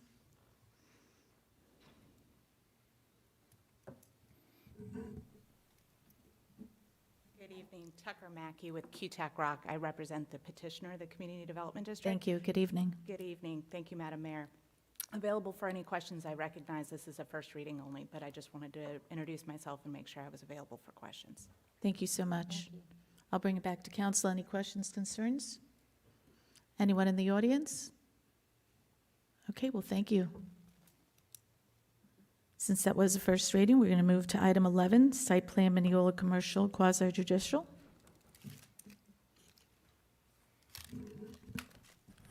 Good evening again. Good For the evening. record, Eric Rosh with Inspire. And apparently I was looking at the wrong agenda as well. This is item 11, Founder's Ridge.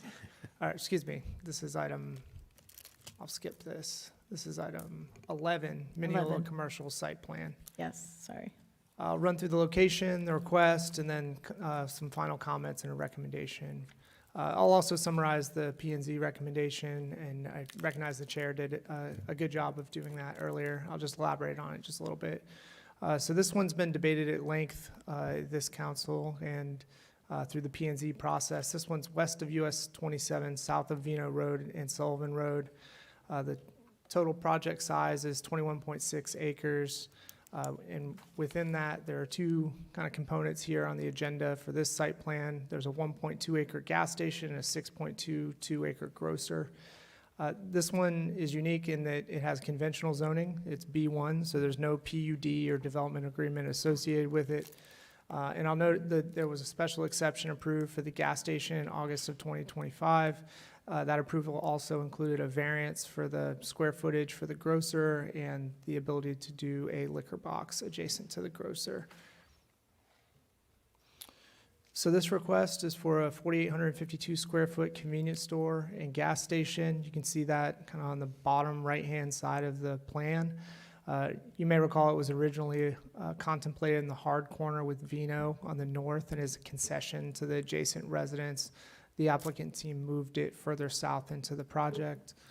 And then you can see the grocer in the rear with the berm that functions as a buffer to the property owners to the immediate west.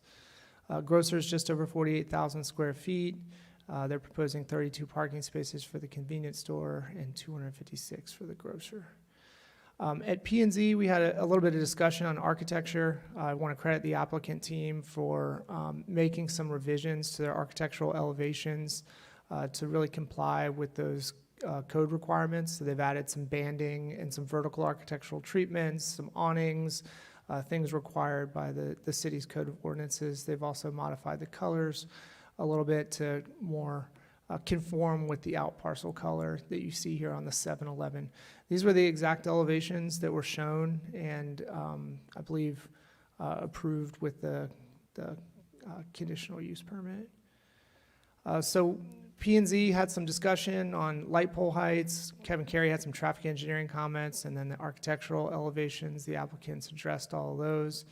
We did have a comment about angled parking and perpendicular parking. They have both in the project, but one is supposed to be for EV charging stations, so that's the justification for that.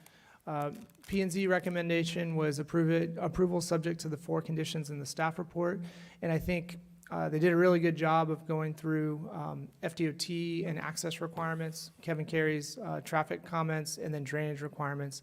And judging by the amount of people that I see over with the applicant team, I think we have people who can answer any of those questions or concerns from council.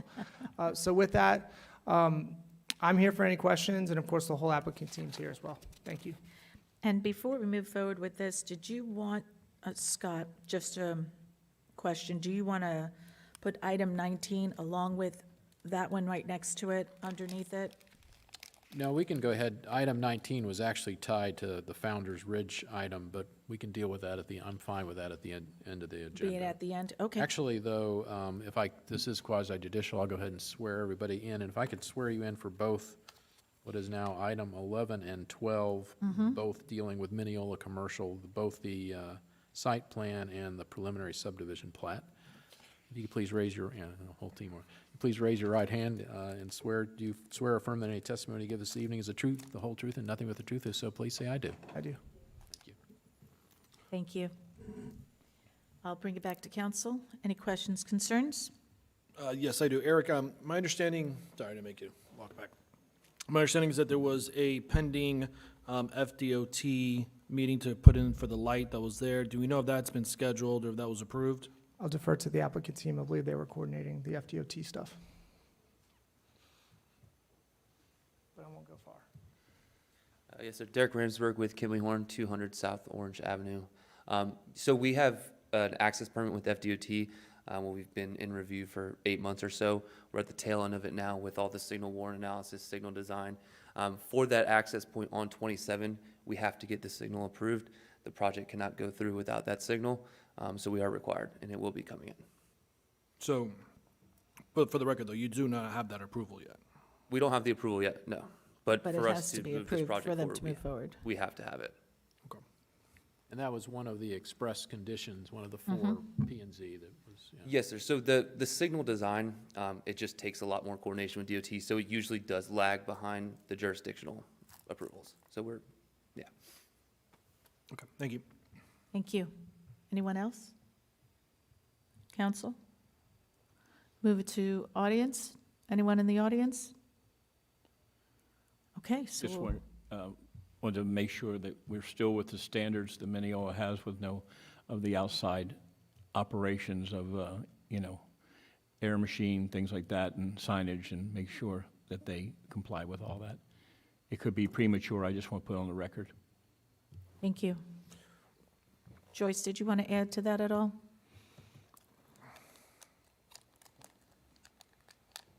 I believe that was covered in their special exception that they were granted for the 7-Eleven. And I was waiting for that, but I Right, just want to right, make yeah. sure I They had clarify. that- They're aware of that. That was put in their special exception, that they can't have the vacuums, and only air if it's free. That's it. Okay, thank you. Thank you, Joyce. Okay, we'll bring it back to council. Do you want 11 and 12 together? no, Or- if you could vote separately on, Separate? right now, just on item 11, the site plan. Thank you. Item 11, can I get a motion to approve? Motion. I have a first. Can I get a second? Second? Is that with the 4 P and Z recommendation Yes, condition? well, with P and Z's recommendation, Mr. Yes, Yeager? correct. Sorry, before we continue, what was the original square footage approved for the grocer? He's coming. What they ended up doing, yeah. They wanted more, I know. Thank you, They did want more. Madam Mayor, members of the council. My name is Jimmy Crawford, Crawford, Modica and Holt. I'm the attorney for the project. And I think it's 38,000, but I don't remember exactly. But we originally asked for a change to that, an increase, and then we backed off. We pulled that. It's exactly the same square footage as is in the conditional use permit. So there's no further variances or waivers at all being requested. Eric, is that, Yeah, you said 38, he meant 48. yeah. I'm sorry, 48,000, yes. so you said 48,000, but I see 48,162. Okay, somebody that had their right hand raised can come up and answer that one. How you doing? Nathan Landers, 440 PJ Boulevard, Suite 600, Palm Beach Gardens. It's the 48,162, and it's also in the actual, the variance or resolution or whatever. It clearly states there, and we're matching that exactly.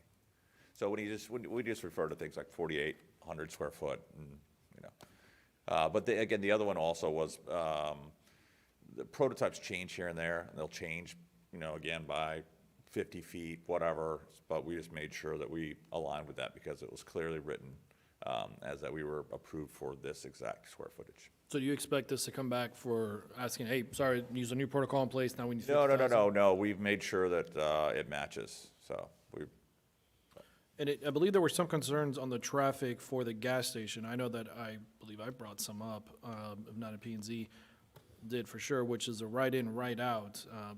That's going to create potentially some backlog in traffic on 27 since you only have one point of ingress and egress. you're talking about, The gas station, yeah.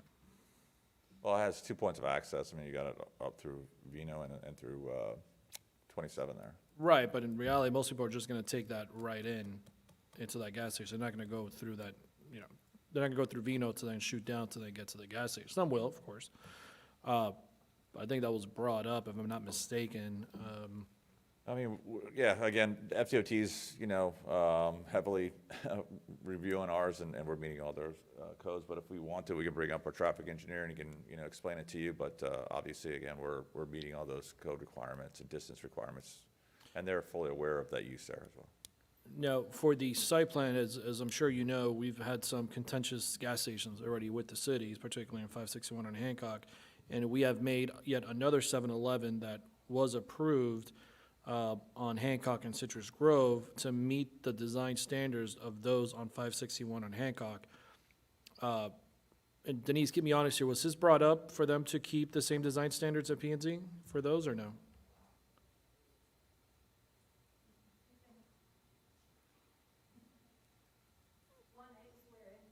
Oh. You're fine. Yeah. All right, so you're talking about the 561 in Hancock? Yeah, yeah, if the design standards for the 7-Eleven that was presented on the 561 and Hancock 7-Eleven, were those told to be done to this 7-Eleven? Because like we did for the There was some talk Cookie about Fun. design standards consistencies, but I honestly don't remember if they were for that Hancock and, because I'm trying to remember even when that one was presented, with that, because when each one was presented to us. Okay. Because I know this was the one, when this, with the site plan, yeah, because this was just the site plan, this one, but the first design. I mean, if you don't remember, that's I mean, okay, I 'cause know don't we usually remember try to either, be consistently throughout the time too, because we do want to keep it where it's not, Yeah, okay, all Yeah. right, perfect, thank you. unfortunately. I concur with you, Vice Mayor. It should be the same design standards that we did at Correct, Hancock and yes. Citrus Grove. And Madam Mayor, if I may address that a little bit, this is a bit unusual because as an SCU, the architectural plans and elevations were approved with the SCU when it was done. We do have our architecture people here, and I know they've been working with the city. But we feel like that was approved when the special exception use was approved. And, you know, site plan, we have to meet the objective standards in the code. And we feel like we have, and that's what we're here to ask. Got it, thank you. Thank you. Anything else from council? So then, Jimmy, sorry, so short answer is no. Short answer is I don't know if it meets those standards or not, but we went through that full review at the SEU and through staff and P&Z and council, and they were approved. So, short answer, I guess, is they are what they are. But if the, you know, I talked about this a lot at P&Z, and I don't want to get into it too much, but we got two buckets here of issues that we're talking about. One bucket is these guys want to be a part of the Minneola and the South Lake community as a whole. We will do everything we can. And when Kevin had 4, 5, 6 comments, we were able to satisfy, we think, all of them, even though some of them required county or DOT or even HOA for our neighbor approval that we've been able to work with. So we've got that bucket. The second bucket is the bad cop lawyer bucket, which I hate to bring up much, but it is that site plan approval and plat approvals are quasi-judicial acts, and the courts have said over and over that the objective standards that are in the code are the measure. And additional traffic, additional neighbors who stand up and say, gee, we don't want this here, that was at zoning and SCU and comp plan stage that we hashed all those out. And it's just about the code in the comp plan, and do we meet those standards here? Now, that's my just lawyer answer. My clients say we'll help any way we possibly can. Good. Thank you. Thank you. Anything else, Mr. Hernandez? No, that's it, thank you. Anyone else on council? Mr. Saunders? Nope. Ms. Flynn? Nope. We're good, thank you. Okay. With that said, we did make, I did have a first, I did it And a first. second. and I did get a second, correct? Debbie? Yes. Okay, I have a first and a second. All in favor say aye. Aye. All opposed? Aye. Motion carries 4-1. Thank you. Moving to item 12, preliminary subdivision plat, Minneola Commercial, quasi judicial.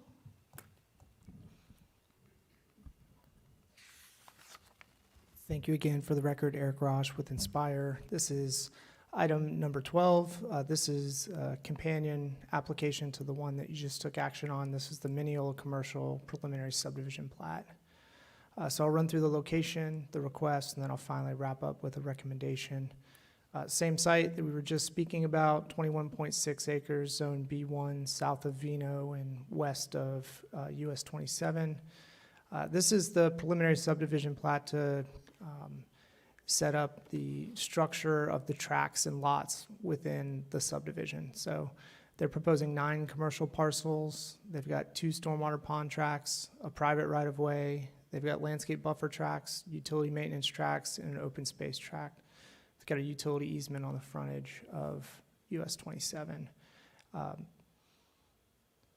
this is not necessarily authorizing any construction. This is simply the process that precedes the final plat process that formally subdivides the land. So this is the formal approval to do that.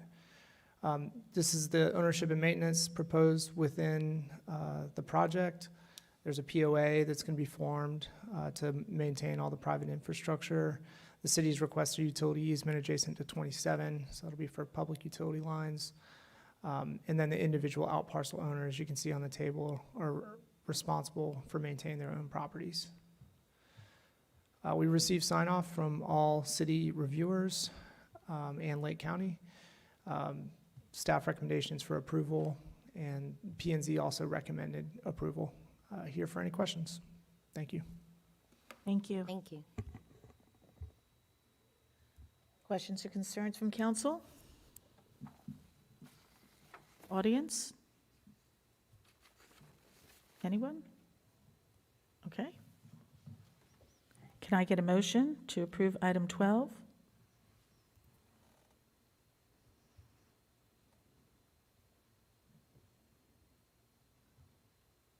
Motion to approve. I have a first. Can I get a second?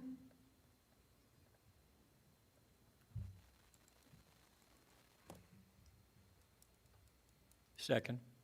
I have a first and a second. All in favor say aye. Aye. Aye. All oppose? Aye. Motion carries 4-1. Thank you. Item 13, ordinance 2026-14, fire impact fee. This is the first reading, so we will not be voting on this. Ordinance 2026-14 on first reading, an ordinance of the City Council of the City of Minneola, Florida, amending Chapter 42 of the City of Minneola Code of Ordinances, specifically amending Chapter 42 to increase the fire protection impact fee in the City of Minneola, providing findings and declarations of the City Council, providing for notice, providing for codification, providing for severability, and providing an effective date. I don't know if you want to handle all these 3 together, or?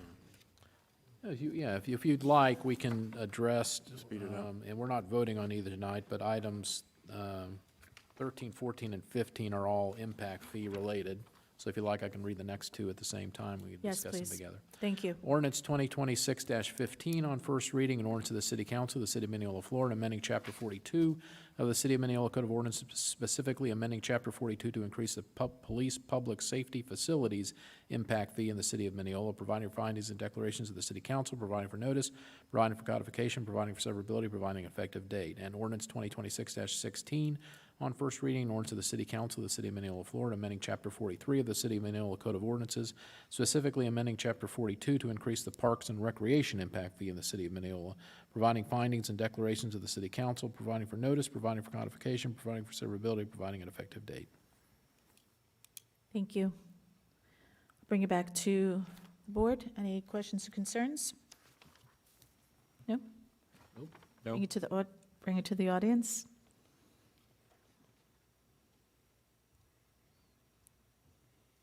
Name and address, please. Good evening. Hi, Jennifer Morris, 1064 Golden Dawn Loop. Sorry, I'm gonna be all over this place, this because of chat and me going back and forth trying to understand this. I do have, so it says that the impact study fee, that we're actually going over what the study says. So I just had a question about that, because I guess, like it says, the single family were over by $41 based on the study. Yeah, there's some tweaks that need to be made to the ordinance. Okay, because we have to do what, we can't be over 50% a year for, right? Okay, cool, so I understand that correctly. The next one regarding the Parks and Rec impact fee. So I know that it's not typical, I guess, I don't know this, but now I do, that businesses aren't assessed a Parks and Rec fee. But given that we have given $500,000 to Crooked Can for our splash pad, that will directly benefit businesses, and those visitors and the employees of these businesses around, I think we should consider allowing, or not allowing, but assessing fees to the businesses as well. I like that idea. We can check with our consultant and see if that's possible. Okay. How to go about it. Cool. And then I had one other question. It was like 0.02 cents per square feet for industrial on one of them. I'm assuming just because it would be extremely, like a large amount based on our industrial size. Is that the On the thought process? fire impact fee, it's based on, they use different ratios for the different businesses. We kind of focus on single family, but they do divide it out based on, they factor call volume and other things when they look into that. So just for my knowledge, why would a warehouse be much more insignificant fire risk than a regular home? Like one's like $73 a home, and this one's 0.02 cents. Yeah, normally it's the amount of calls they go to, and we can certainly have our consultant here for the next reading and explain that in more detail. They know a lot more about this than I do, but normally they look at the call volumes to specific uses, and they assign a percentage of the fee based on the call volume. Okay, because I'm just thinking of it like if it's burning down, Yeah, you're thinking of it as risk.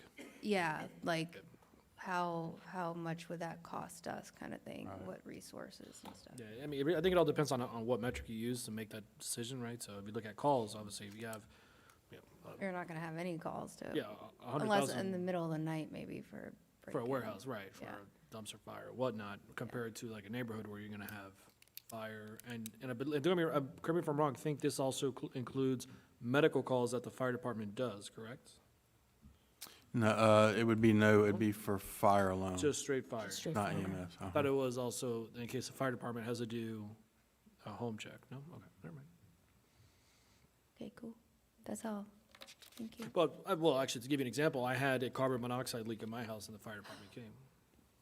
Did you have an alarm that went off? I did.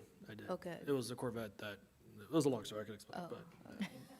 that's like one of my worst fears, and I just Yeah, hope, you don't and know not how to know like about test it. that Oh, no, it's I have actually gonna go sensors. off. To make a very long story short, I started my Corvette, the exhaust was to the back door, my wife didn't seal the back door, and the AC kicked on, and my intake was right next to it, so it sucked up the carbon dioxide and it spread it throughout the whole house. Oh my gosh, that's scary. But we had sensors and it worked, so. Okay, well, How come your smoke and CO2 detectors always seem to go off at 2 in the morning? Not Yeah. not at 6:30 or something, Yeah, but yeah. My son slept through it, though. That was kind of impressive.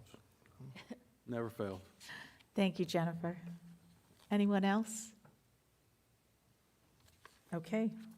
Again, that was first reading, so we will not be voting on those 3 items.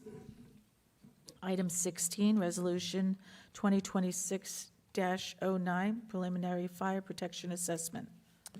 Resolution 2026-09, a resolution of the City Council of the City of Minneola, Florida, relating to the provision of fire protection services, facilities, and programs in the City of Minneola, Florida, establishing the estimated rates for fire protection assessments for the fiscal year beginning October 1, 2026, directing the preparation of an assessment roll, providing for an extraordinary vacancy adjustment procedure, authorizing a public hearing, and directing the provision of notice thereof, and providing an effective date.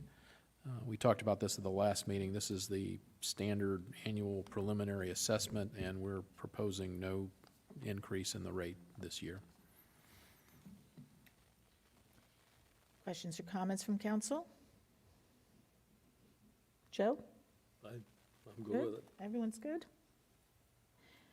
Anyone on the audience that'd like to step up?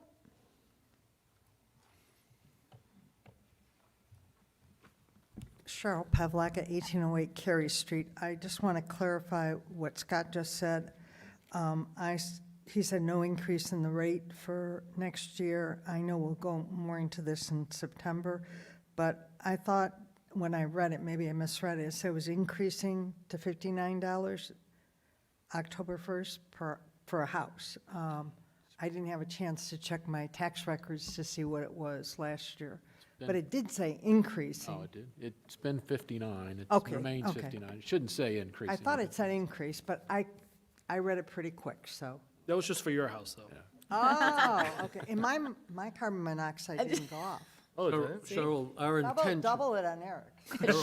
Cheryl, Joe has a question. Our intention when we established that fire fee was to keep it in reserve in case we need it at some point in time. It doesn't cover the cost of the fire station or the fire equipment and all that stuff. But it's essentially a tool in the toolbox so that if the state or somebody else affects what we do, we'll shift to another way of funding the fire department. Okay, thank you very much. So we keep it the same. Except for your house. Okay. Anyone else in the audience? Oh, it's my favorite one.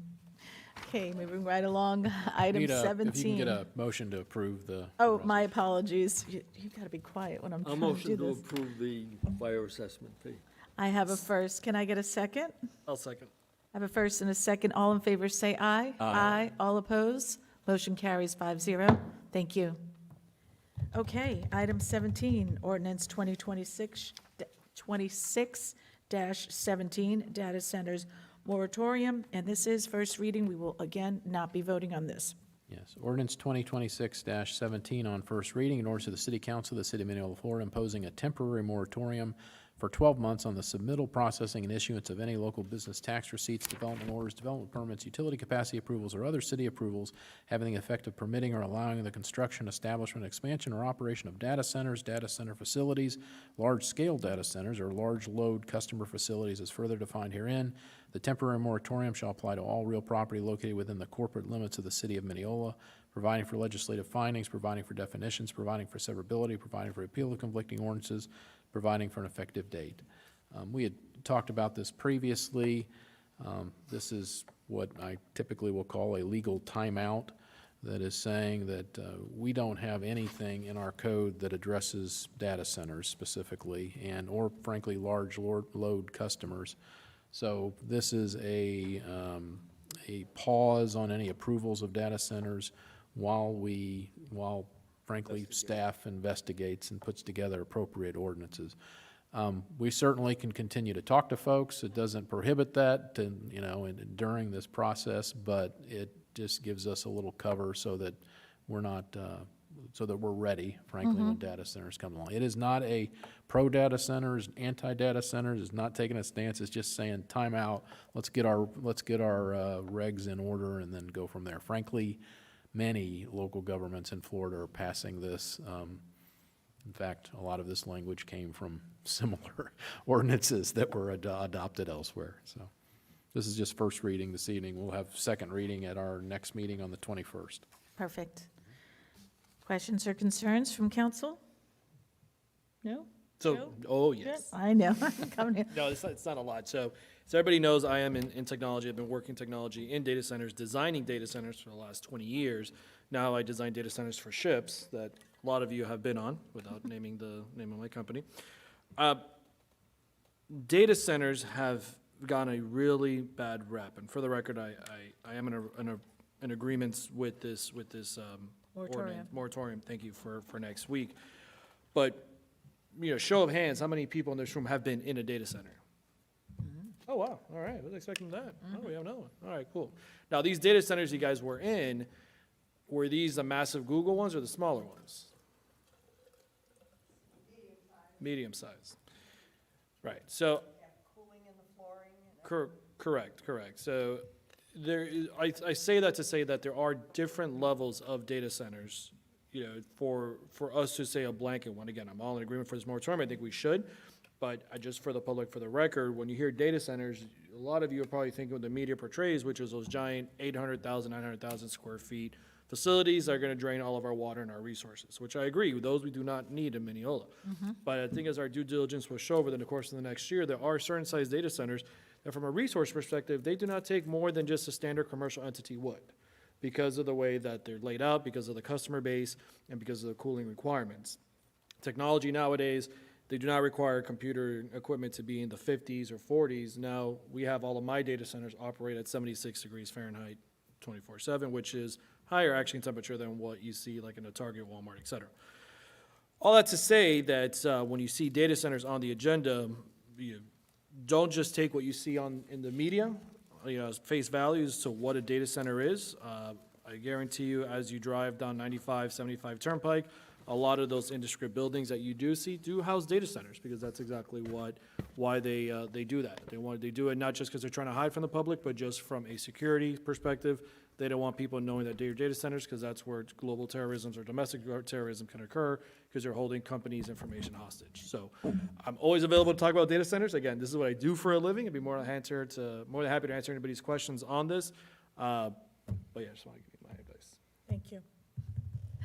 Anyone from the audience?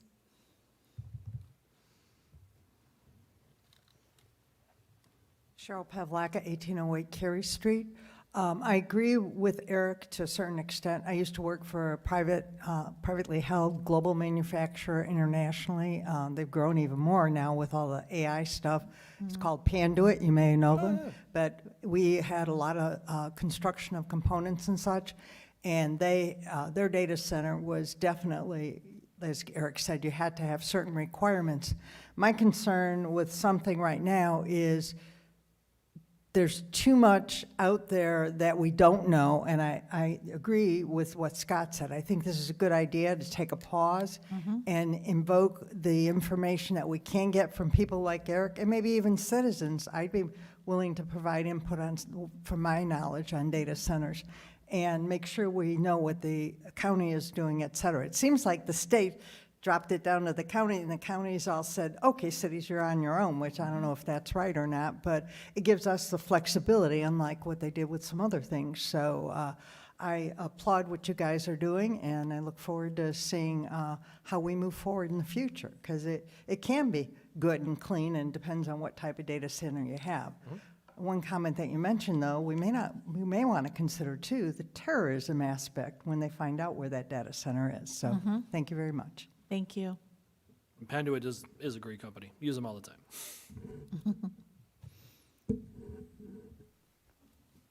Good evening, Council. Juan Camacho, 753 Rioja Drive. As we know, technology advances at a rapid pace. The three things I wanted to express in regards to the data center. I know we're not talking about whether we're for it or against it. But I just want us to remember that we always have to look back at the logo to make sure that whatever decisions are made in regards to data centers, it coincides with that logo. I see trees, I see water, and I see grass. I'll leave it at that. Infrastructure, it seems like we're catching up to what we're developing right now. So for any decisions that are going to be made in the future in regards to data centers, we're going to make sure that our infrastructure coincides. And I mean electricity, I mean water, I mean streets coincide with any development when it comes to data centers. And last but certainly not least, I noticed this is a 12-month moratorium. I just stress and implore that the city not wait until the 11th month or the 13th month to develop some framework, if and when, more likely when, an application comes for a data center in this area. Thank you. Thank you. We don't wait to the last minute. Juan, how dare you tell us the 11th month, God, we never do that. Hello, Nicole good evening. Marie Martin, 879 High Point Circle. I am coming tonight in front of you as a private resident. And I also agree and love that we're taking these 12 months to take into consideration some things and frameworks. I would like to present to this council a recommendation of doing a workshop probably sooner rather than later so we can start having these kind of questions and concerns. My other main suggestion and question, I'll speak low and loud, Joe. My other main question and concern here would be the fact to use any sort of reclaimed water. That is something that I know that we have been talking back and forth with St. John's, and I think that if we can, it's gray area, but the rainwater catch systems and things like that, I think these are all conversations that we need to have with St. John's as pertinent to this particular God bless you, to this particular ordinance as we move forward in developing the framework. Unfortunately, Florida's statutes as far as rainwater catch systems is gray areas. It's not something that they are necessarily for or against. So I think that if we can continue to have those conversations in workshop settings, it'll help us kind of alleviate a lot of the concerns that would deviate us from the beautiful logo. Thank you. Thank you. Anyone else? One thing it's worth kind of piggybacking on what Cheryl said, the legislature obviously passed an ordinance this year on data centers, and a lot of it was making sure they pay their way and that they're not using electricity and water and things that are going to hurt the people. But it's interesting, all these last several years in particular, we've been talking about all the ways the state has been preempting things, taking local control away. They did the exact opposite with data centers.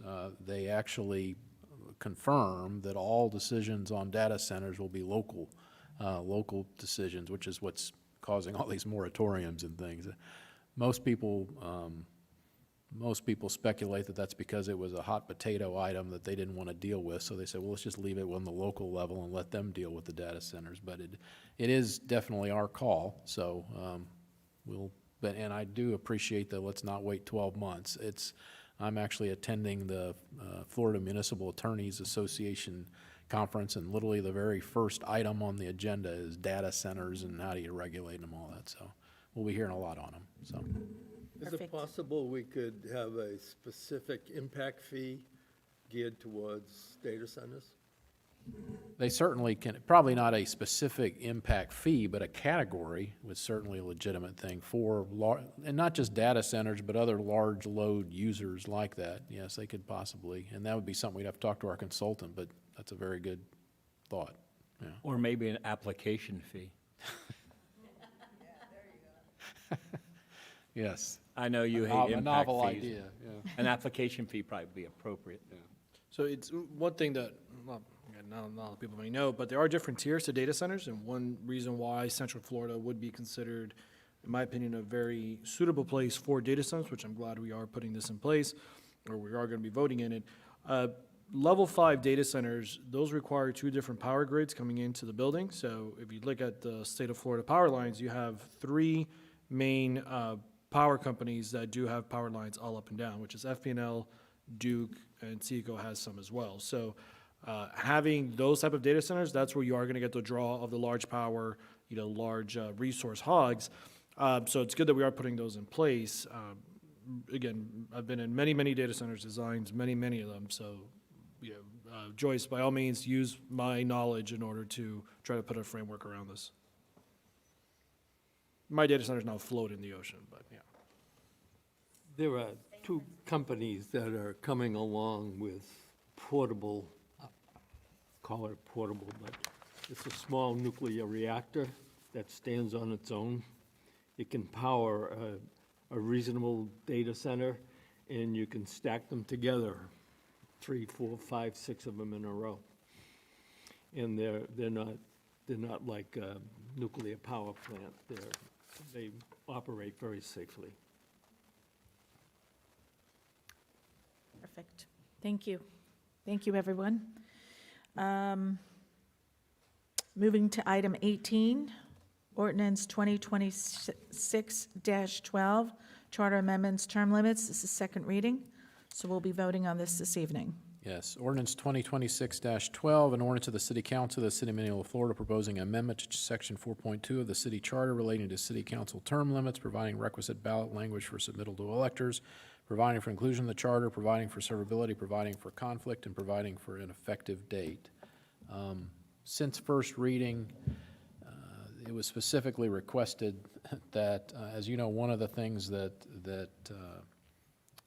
prompted this ordinance was I think what we call the vacancy time counts towards your term limits, and so you can be penalized for serving a vacancy. So we have added findings into the ordinance to specifically explain the rationalization of that. And the ballot summary question has been changed to mention that as well. It now says, ballot summary, currently the city charter limits city council members to 8 years and 60 days of cumulative service, including time served by appointment to fill a vacancy. The proposed amendment would increase the maximum cumulative service limit to 10 years to allow a council member to serve 2 full elected terms and not be penalized from serving a vacancy. And shall section 4.2 of the city charter be amended accordingly, yes or no? And I spoke actually today, Alan Hayes called and said that they had reviewed it, they approved it, it met all the requirements. He had one small twist to the title, wanted it in bold print, but other than that, he approved it and said that's good to go if you approve it, to put on the ballot in November for the voters to consider. Thank you. Bring it back to council. Any comments? No. Ms. Flynn? I myself am against this, and it's only because I think, and this is just how I feel, it doesn't matter who serves a vacancy. If it's Susie Q over here, they are well aware of what they're getting into when they serve this vacancy. And I think extending these term limits, that's not what the residents voted for. The residents voted for 2 4-year terms. If you fill a vacancy, you know what you're getting into. You've got 1 year or 4 years. So for me, I'm totally against it. Perfect, thank you. Mr. Hernandez? No comment. Mr. Saunders? No comment. Anyone in the audience? Bring it back to council. Can I get a motion for ordinance 2026-12, charter amendment term limits? I'll give you a motion. I have a first. Can I get a second? Second? I have a first and a second. All in favor, say aye. Aye. That's for approval, correct? For approval, yes, sir. All in favor, say aye. I apologize. Aye. All oppose? Aye. Motion, Motion's denied. I know. What? Motion's denied. Yes, I know, but he doesn't like that word denied, so it's, Well, no, it was a positive motion, so that's all fine. Motion okay. is not approved. Is not approved. That's 4-1. Thank you. Okay. Item 19, lot split, Founder's Ridge.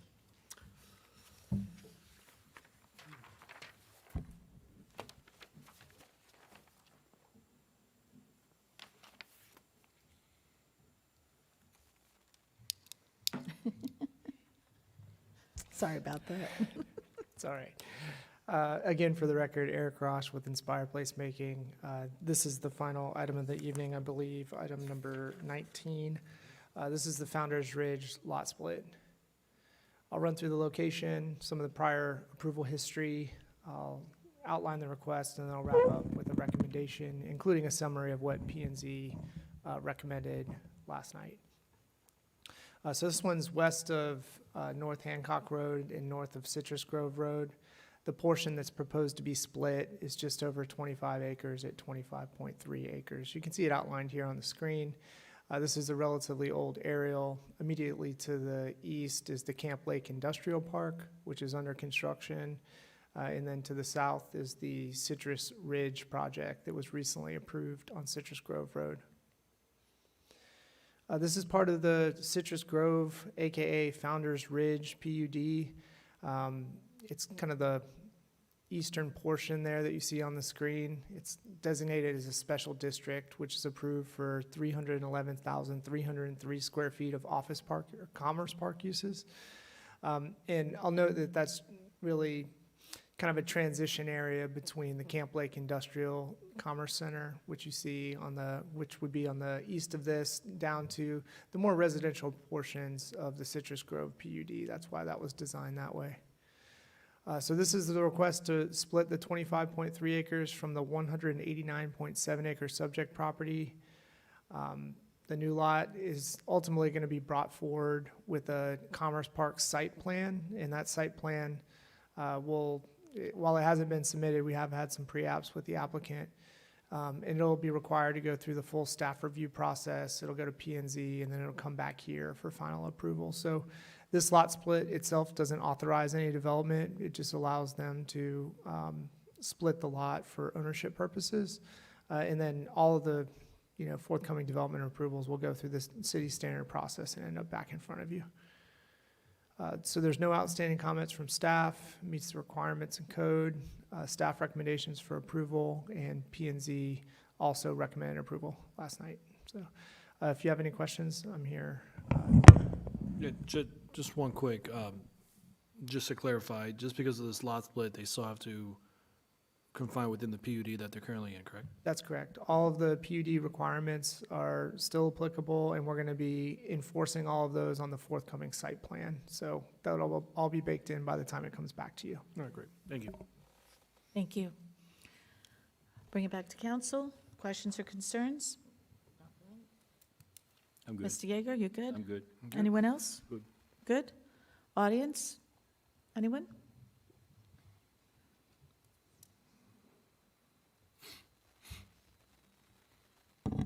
Hello, Madeline Damon. I'm the attorney for the applicant. I'm with Brett Jones, PA, 700 Almond Street, Claremont, Florida. Good evening, Madam Mayor and council members.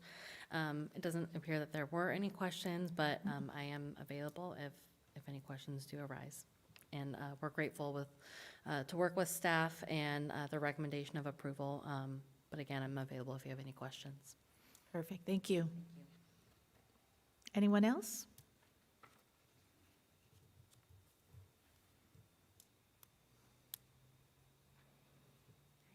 Hi. Denise Calderon, talking as chair, P&Z chair, only because not, with the split, nothing to do, but just when these come to us for, especially now that we're adding this, we've got across the way, the dental center, and now they're talking about the Ace Hardware traffic studies. If we can really make sure that we get really good traffic studies, because the one when the dental center was presented did not have the traffic study when school was in session, because Grassy Lake right there.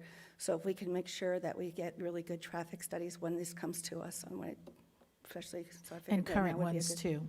Yes, yes. That's the most important. Yep. Thank That one from 2022. Thank you. Appreciate that. Anyone else? Sorry. Okay, we'll bring it back.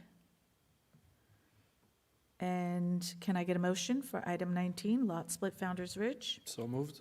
I have a first. Can I get a second? Second. I have a first and a second. All in favor say aye. Aye. All opposed? Motion carries 5-0. Thank you. Okay, everyone, final public comments? Anyone?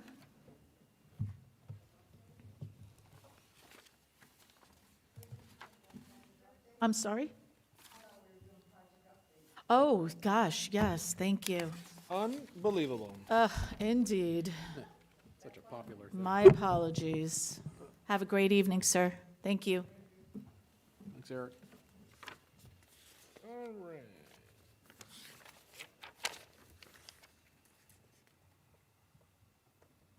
I'm slacking this evening. My apologies, everyone. So, Mark, while I bring this up, you want to give us, oh, there it is, actually, oh, magically.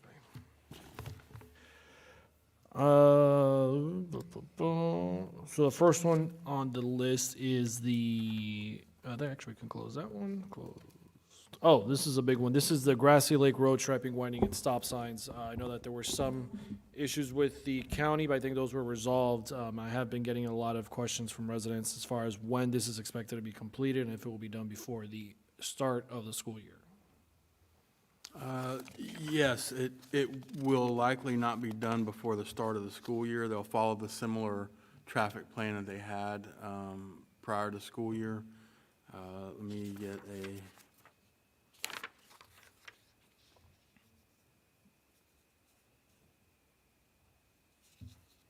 I don't have an updated timeline on that, but I know the state reviewer changed during that process.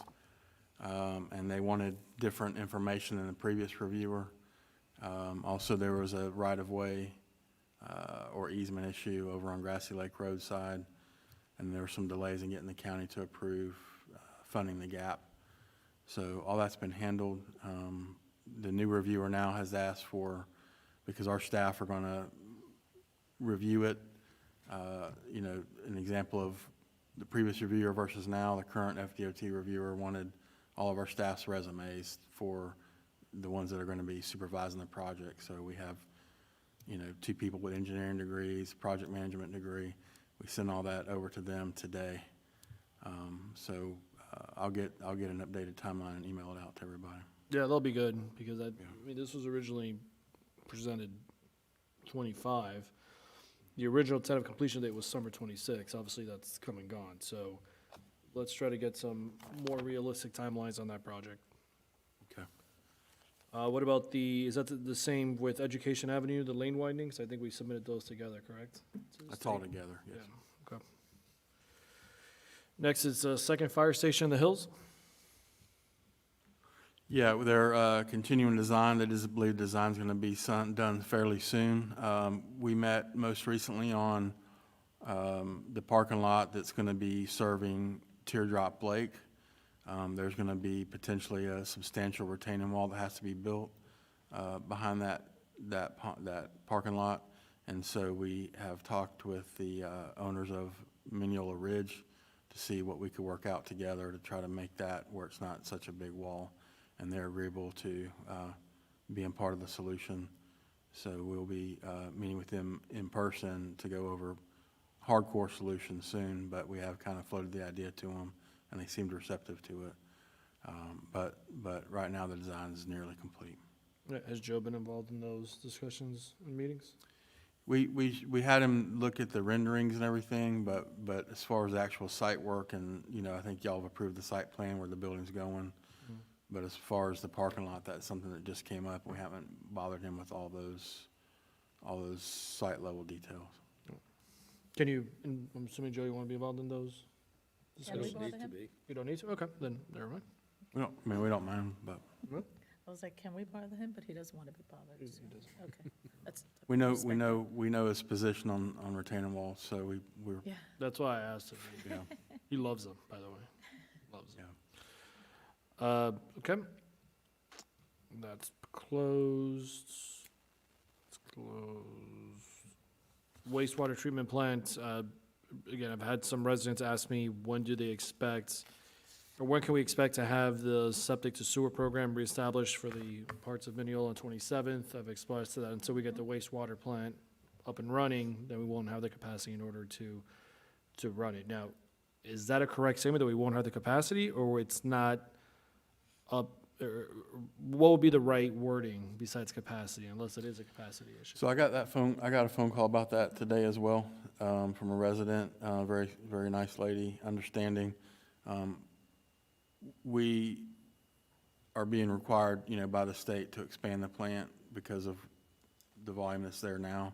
We're also being required to focus on AWS, so until those projects have taken priority right now. But phase 2 of the septic to sewer has been designed.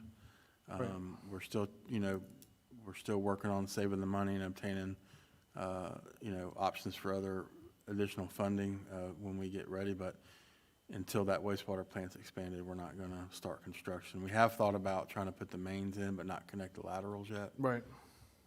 But I think the next project we're gonna be focused on in that area, in the downtown CRA, as far as utilities go, is doing a water line replacement in certain parts of town where they have only 2-inch water lines. And so we wanna make sure that we go in, and the lines that are fragile, so we wanna go in, some of those were put in the late 50s, early 60s. Right, We wanna replace those, put actual, good working hydrants in, and we're gonna do some paving that's gonna be presented before y'all, to y'all in the next week, council meeting or two, on a couple of areas that need it desperately. But that's the focus right now until the wastewater plant gets done. I've also had residents and business owners, they ask me what we can do about the water pressure, specifically in the old Minneola part of town, east of 27. Is that something that with these new lines coming in now, they're gonna be bigger, I'm assuming that pressure could also increase? Yeah, it will help with the flow and the pressure to some degree. Part of what our plants had a capacity to increase the pressure beyond what's there now, but the problem is we have some fragile lines in the system, and they can't handle that much pressure. So one of the things the staff have done over time, and they're continuing to work on, is identifying some places where we can put valves in, so that we can allow higher pressure in this area, but where the lines are fragile, reduce the pressure there. It's not gonna fix it everywhere, but they've been, over time, adding those valves in to try to help some of the areas that do have low pressure. Again, our system's capable of pushing higher pressure in the old part of town. Just some of those lines are so fragile. Some of the lines we bought when it was an old private utility, some of them are, very thin wall PVC, some of them are concrete even, but they're fragile, they're easily broken. So those are the lines we want to go through, and we've already replaced some on the east side of 27, but we got a lot more to do. Is there a way that you can, maybe for next council meeting, or if you need more time, bring a spreadsheet or a map showing what the state is of those lines, as far as the ones that are weak, so that we could understand what part of towns require that attention? Sure.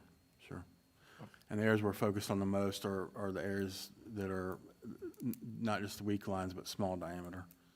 We can add hydrants to those when we put it to at least an 8-inch line or above. Yeah, I mean, I don't even know the exact, schematics of it, but just of a highlight circle of what areas you guys are focusing on first. Okay. Based on priority and need, of course. Can I add something to that? Yeah, go ahead. Del Webb, where I have a house, has terrible pressure. Always had terrible pressure. And we're about halfway through the building up there. It's 850-some homes. But ever since I moved in, it had bad pressure. And I know we were involved in, next to Main Street mower for the mobile homes in the back there. Remember the contract that we approved back there? They were Highlands doing- Mobile Home Park. Yeah, Protec moved out, but the back, they're worried about too much pressure because those mobile homes won't take it. So just food for thought there, but I don't know if it's been turned on, I know that it's still a mess over there. But once they turn it on, it could be really bad for the people, because the mobile home's been there like 50 years, a long time, so they can't take a lot of pressure, so just food for thought. Yeah, on those, they'll need probably pressure reducing valves just past the meter. Some homes in Minneola have those, and we can certainly make sure that's looked into. But as I said, dead well's been a problem since day one. Thank you. Thank you, Vice Mayor. Yep. Next on the list is the waste management contract. Have we had any further? We do. We have a revised version, and we're planning to present that to the city council at the next meeting.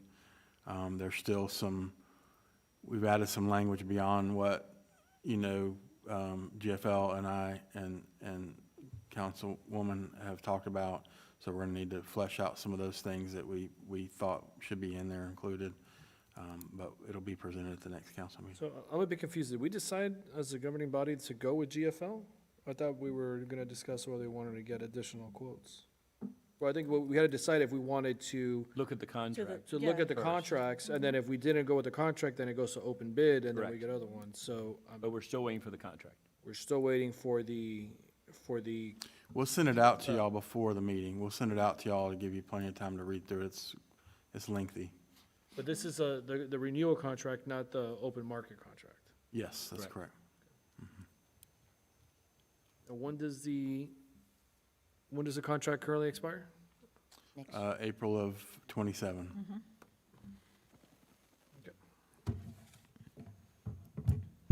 You said 27, I'm thinking, oh, that's 2 years from now. But it's like, no, that's next year. It's crazy. Time flies, sure does. Yes, I know, we're in 26 now. Thank you, Pam, appreciate that. Anytime. Okay, I alluded to this one earlier, this is for Trailhead. Like Mark and I said earlier, I know that we had some issues with St. John's, because of course we do, because they're St. John's, I'm not a fan of them.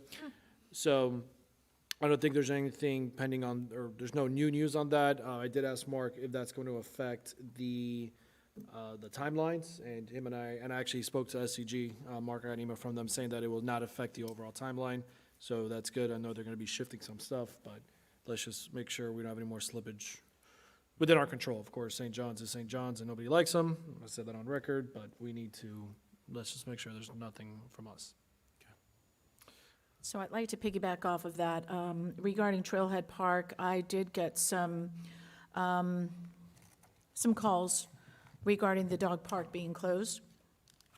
I did reach out to Mark regarding that, whether it can be open and have the park closed, since there is such a demand for that dog park to be available, especially this time of the year.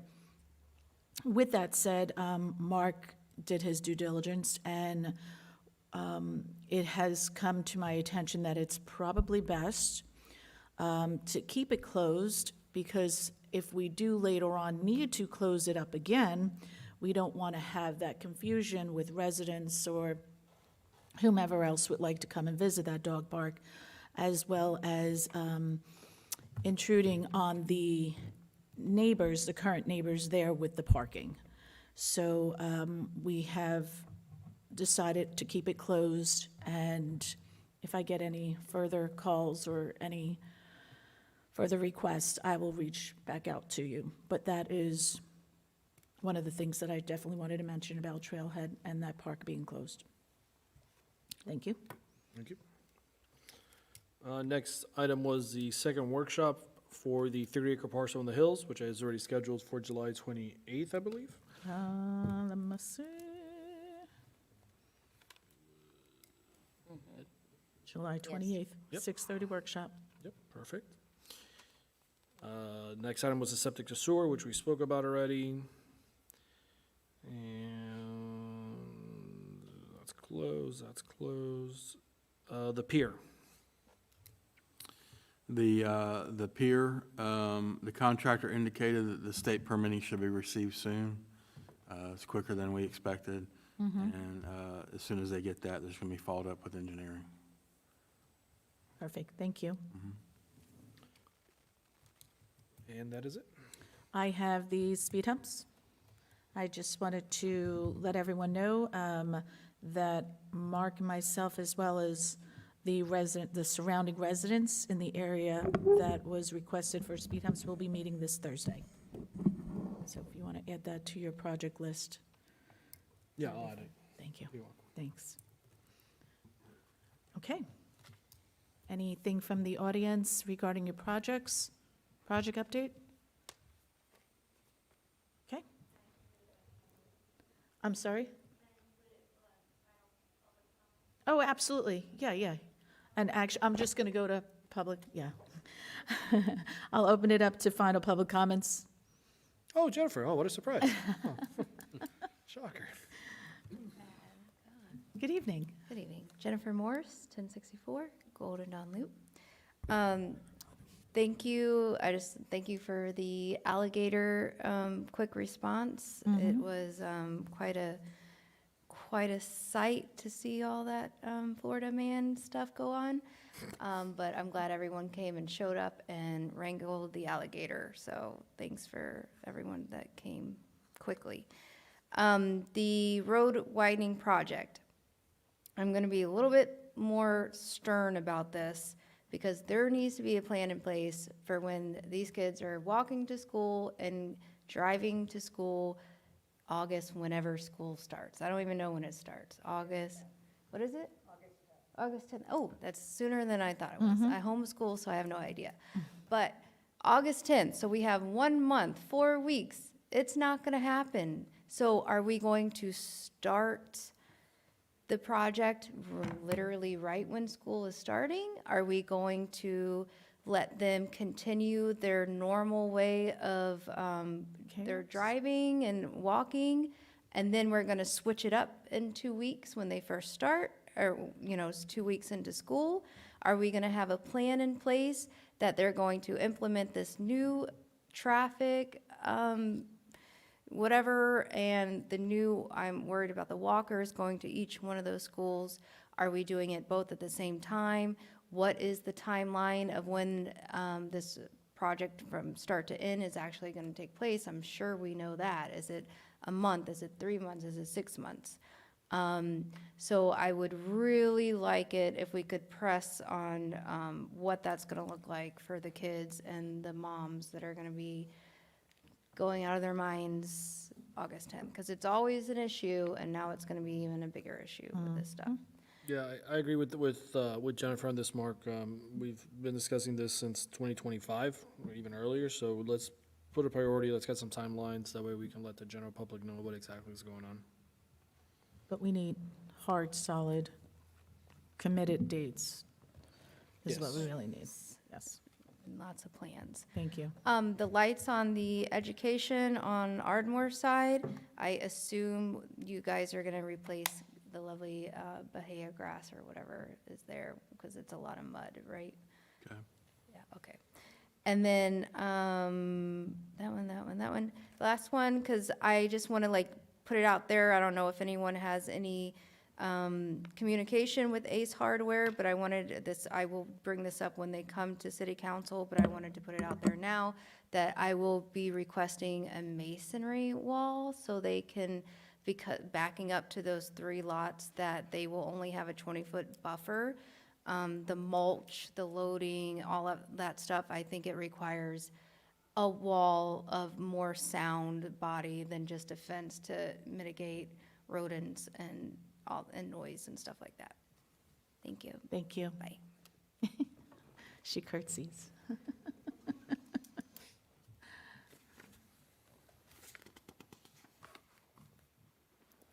Juan Camacho, 753 Rio Head Drive. I am not going to curtsy.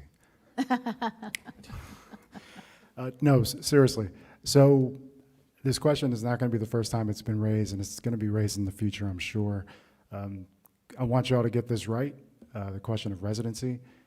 The issue is not so much what's sufficient, it's what's necessary.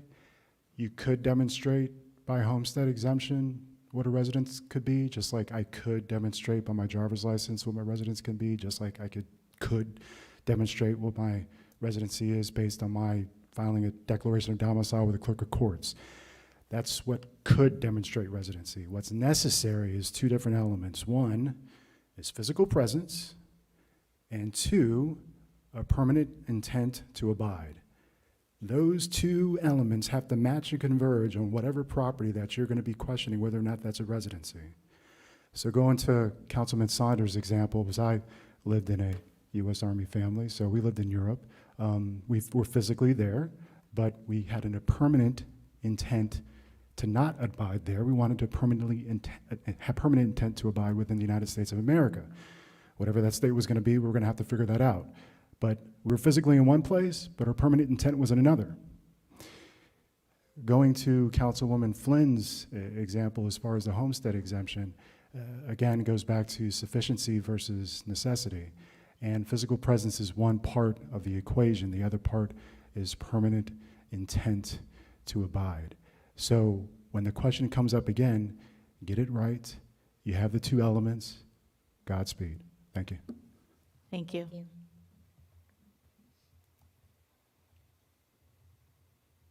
I think we should close public comment. Oh, wait, no, it's okay. Nicole Marie Martin, 879 High Point Circle. I would like to go on record and say that my intention isn't to ruffle any feathers. However, yesterday, at the end of the meeting, I did make a recommendation, and I want to make sure that that recommendation is heard by this council. So it's not a secret that I ask the same questions pretty much on every project, with the focus being on how did the environmental analysis influence the final site, what existing natural features were intentionally preserved, what opportunities existed to exceed minimum code requirements, how will this project reduce long-term maintenance and water demand, and how can development and stewardship better coexist on the site. That's pretty much the foundation of every lens that I look through whenever something comes to P&Z. So my recommendation, because we hear this time and time again, well, why don't we just amend the code? Why don't we update the code? And as most of you know, a lot of the developments that are coming in front of us now are part of PUDs that were approved in 1994, 1996, and those times. So even if we were to invest the time and resources to amend the code, which I still agree needs to happen, unfortunately, those PUDs would not be a part of this. So the recommendation last night was that we would create a voluntary conservation design checklist, and it would include ecological design narrative, native landscaping incentives, ecological stormwater guidance, pollinator-friendly commercial standards, dark sky lighting expansion, Florida-friendly landscape standards, tree canopy enhancement, HOA stewardship guidance, and early conservation collaboration during site planning. My recommendation was that this council open us up to have a discussion about that on your end as well as our end, so that we can develop this checklist, so to speak. It would be completely voluntary to the existing PUDs and the developers. However, in my experience, if we present it to them, they are willing to work with us, but we need some sort of guidelines. The recommendation for this would help us also be able to gather data, so when we do go and invest the money and the resources in creating the amendments to the code, we actually have usable data that can be implemented into creating the code, so we're not continuing investing resources in the fact that we have to amend the code, amend the code, amend the code. So I bring it up to you today because I think it's very important that we have these conversations sooner rather than later. I would love for it to be an agenda item for us at P&Z next month, so that we can at least have the discussion on those things, and then potentially allow us to open it up to the public and have a workshop. Sorry, I'm talking fast because I have 13 seconds. Understood. So you want to do P&Z and council and then a workshop? Yeah, I think that it would be important to have discussions so that we can have like all of the gather. I know that. Gather all the information to First. then bring it to a workshop. Yeah, I agree. I think that that's the best way. But like I said, because of these PUDs and the timing that we're dealing with it, I think it needs to happen sooner rather than later, because we had 8 votable items last night, and all of them were PUDs that were approved 20-something years ago. So, we need to have it sooner rather than later, and I'm pretty sure they're tired of me being the unmovable wall. Thank you. Thank you.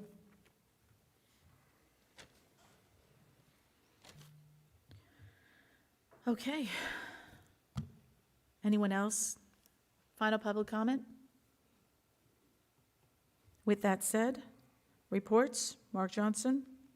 I'll keep it brief. The chamber breakfast is July 15th. Oh, do you want me to? Okay, I'll leave it It's alone. okay, no, you could do I'm it, sorry. it's okay. Just a reminder, I'll leave that part out, but just a reminder, I'll be out during that week for a family member surgery out of state. So who will be present from the city? We'll check with the calendars. We'll make sure someone's there, but we'll find out. It'll be one of the department heads or Christine. Yeah. Yes, Chris, I do believe Christine was one of the several that would be attending, but I just wasn't sure who else, so. Yeah. Thank you. Anything else, Mark? That's it. Anything for our city manager? Mr. Yeager? Yeah, Mark, I still have concerns about the doors that we talked about for almost 2 years. And as I said, the city of Orlando has the roll-up doors, and no one's died. I hate to get in the same situation we were last time, besides their high maintenance. The other thing is, did we ever get anything from the county, those trees they butchered going down Hancock before Education on the right? again, they did it in Claremont and destroyed all the trees. It'd be nice just to take them out and be done with them because they're under power lines. So at the end of the day, when we have a hurricane, we'll have no power because we still have those trees. So that's just something, and that's all I have for you tonight. Thank you. Thank you. Thank you. Mark, I noticed there were the dead oaks that are around the curve by Lakewood Ridge on South Street. Okay. Is that the city taking those out? Not to my knowledge. Oaks on South, I mean, I can double check. I was going to thank you for that. Okay, I can double check. That was me. Because they were dead, and so I was going to say thank you, because they're being removed today, so Okay. thank you. That's all I have. You're welcome. Anything else for our city manager, Eric? One thing that we've been seeing now, right, this is slippage of projects, and Mark, I want to have maybe we'll meet this week sometime. But I want to see what options we have to do, whether it's internal, we bring an external auditor to kind of review just the procedures and policies that we have when it comes to some of these projects, just to make sure we're operating the most efficient way possible, make sure there's no slippage or anything like that. So if we could just meet this week to go over that, I think that'd be Okay. great. Sounds good. That's it. Thank you. Nothing. Mr. Saunders, okay, thank you. Scott, our city attorney? No, nothing. Nothing this evening. I assume everyone filed their Form 1s, so, Yes, sir. very good. Thank you. Anything for the city attorney? No. Anything for the city No, attorney? I'm good, thank you. No? No? Okay. Mr. Yeager? I'm good for tonight. Thank you. Thank you. You've heard my name enough tonight. Mr. Yeager, you're a trip. Ms. Flynn? I think I've spoken up tonight, thank you. And Mr. Hernandez? You guys want to hear about data centers again, or? No. Mr. Saunders, you're Hear next. about data centers again? No. No? No, No, nobody does. No, I don't have anything, thank you. you have nothing? Okay. Mr. Saunders? Nothing. Okay, I have one thing. Oh, man. So I hear everybody huffing and puffing. I just want to let you all know, yes, we do have the chamber breakfast. Yes, we are going to be out there hosting it per se at Sterling. It is on a Wednesday. We have some very generous sponsors for that breakfast. And just a recommendation, if you choose to, great. If you don't choose to, sorry. But I have one sponsor that wanted us to wear our shirts to the breakfast, and I do have a sample of one of the shirts, and I have them in my car with any size that you're looking to get done. So what it is, it's a left chest of our centennial, also the large back of the centennial, and then we also have Cricket Can on one sleeve, and we have the Hills City Center on the other. They will be passed out at the door. Just a recommendation, if you guys would like to wear them the day of the breakfast, that'll be great to show our appreciation to our sponsors. And if you would like to, I have the sizes again in my car. This one is a medium, just an FYI, I didn't think so. But, so just please let me know. And again, I'm only bringing this up because these sponsors for these shirts are very proud of them, and I just want to show them a huge thank you. We do have some other items that are going to be at the breakfast that we have another sponsor that everyone will get. It is a tumbler, and it has the Centennial logo on one side and Advent Health on the other. Those will all be displayed on the tables, but again, this one right here, that was just a recommendation. And that is it. So, for me, yes. So respect to you, Mayor, and the city, I will wear one, but I will look like a manatee. But Okay, I would wear perfect. one. I appreciate that you're going to look like a manatee Yes, for for you our and the sponsors. No, city. not for me, it's more for our sponsors. I will look like a manatee. If Thank You you. could have it embroidered manatee would be No, fine. Thank no, you. but I'll have a sticker for you. Thank you. Just let me know what size you are, and I will make sure that I give it to Mark. You can get it from Mark. Thank you. And that is all for me for this evening. Thank you very much, everyone. Have a great evening, and thank you for your time. Can I get a motion to adjourn? So moved. I have a first. Can I get a second? Second. All in favor, say aye. Aye. Motion carries 5-0. Thank you. Okay.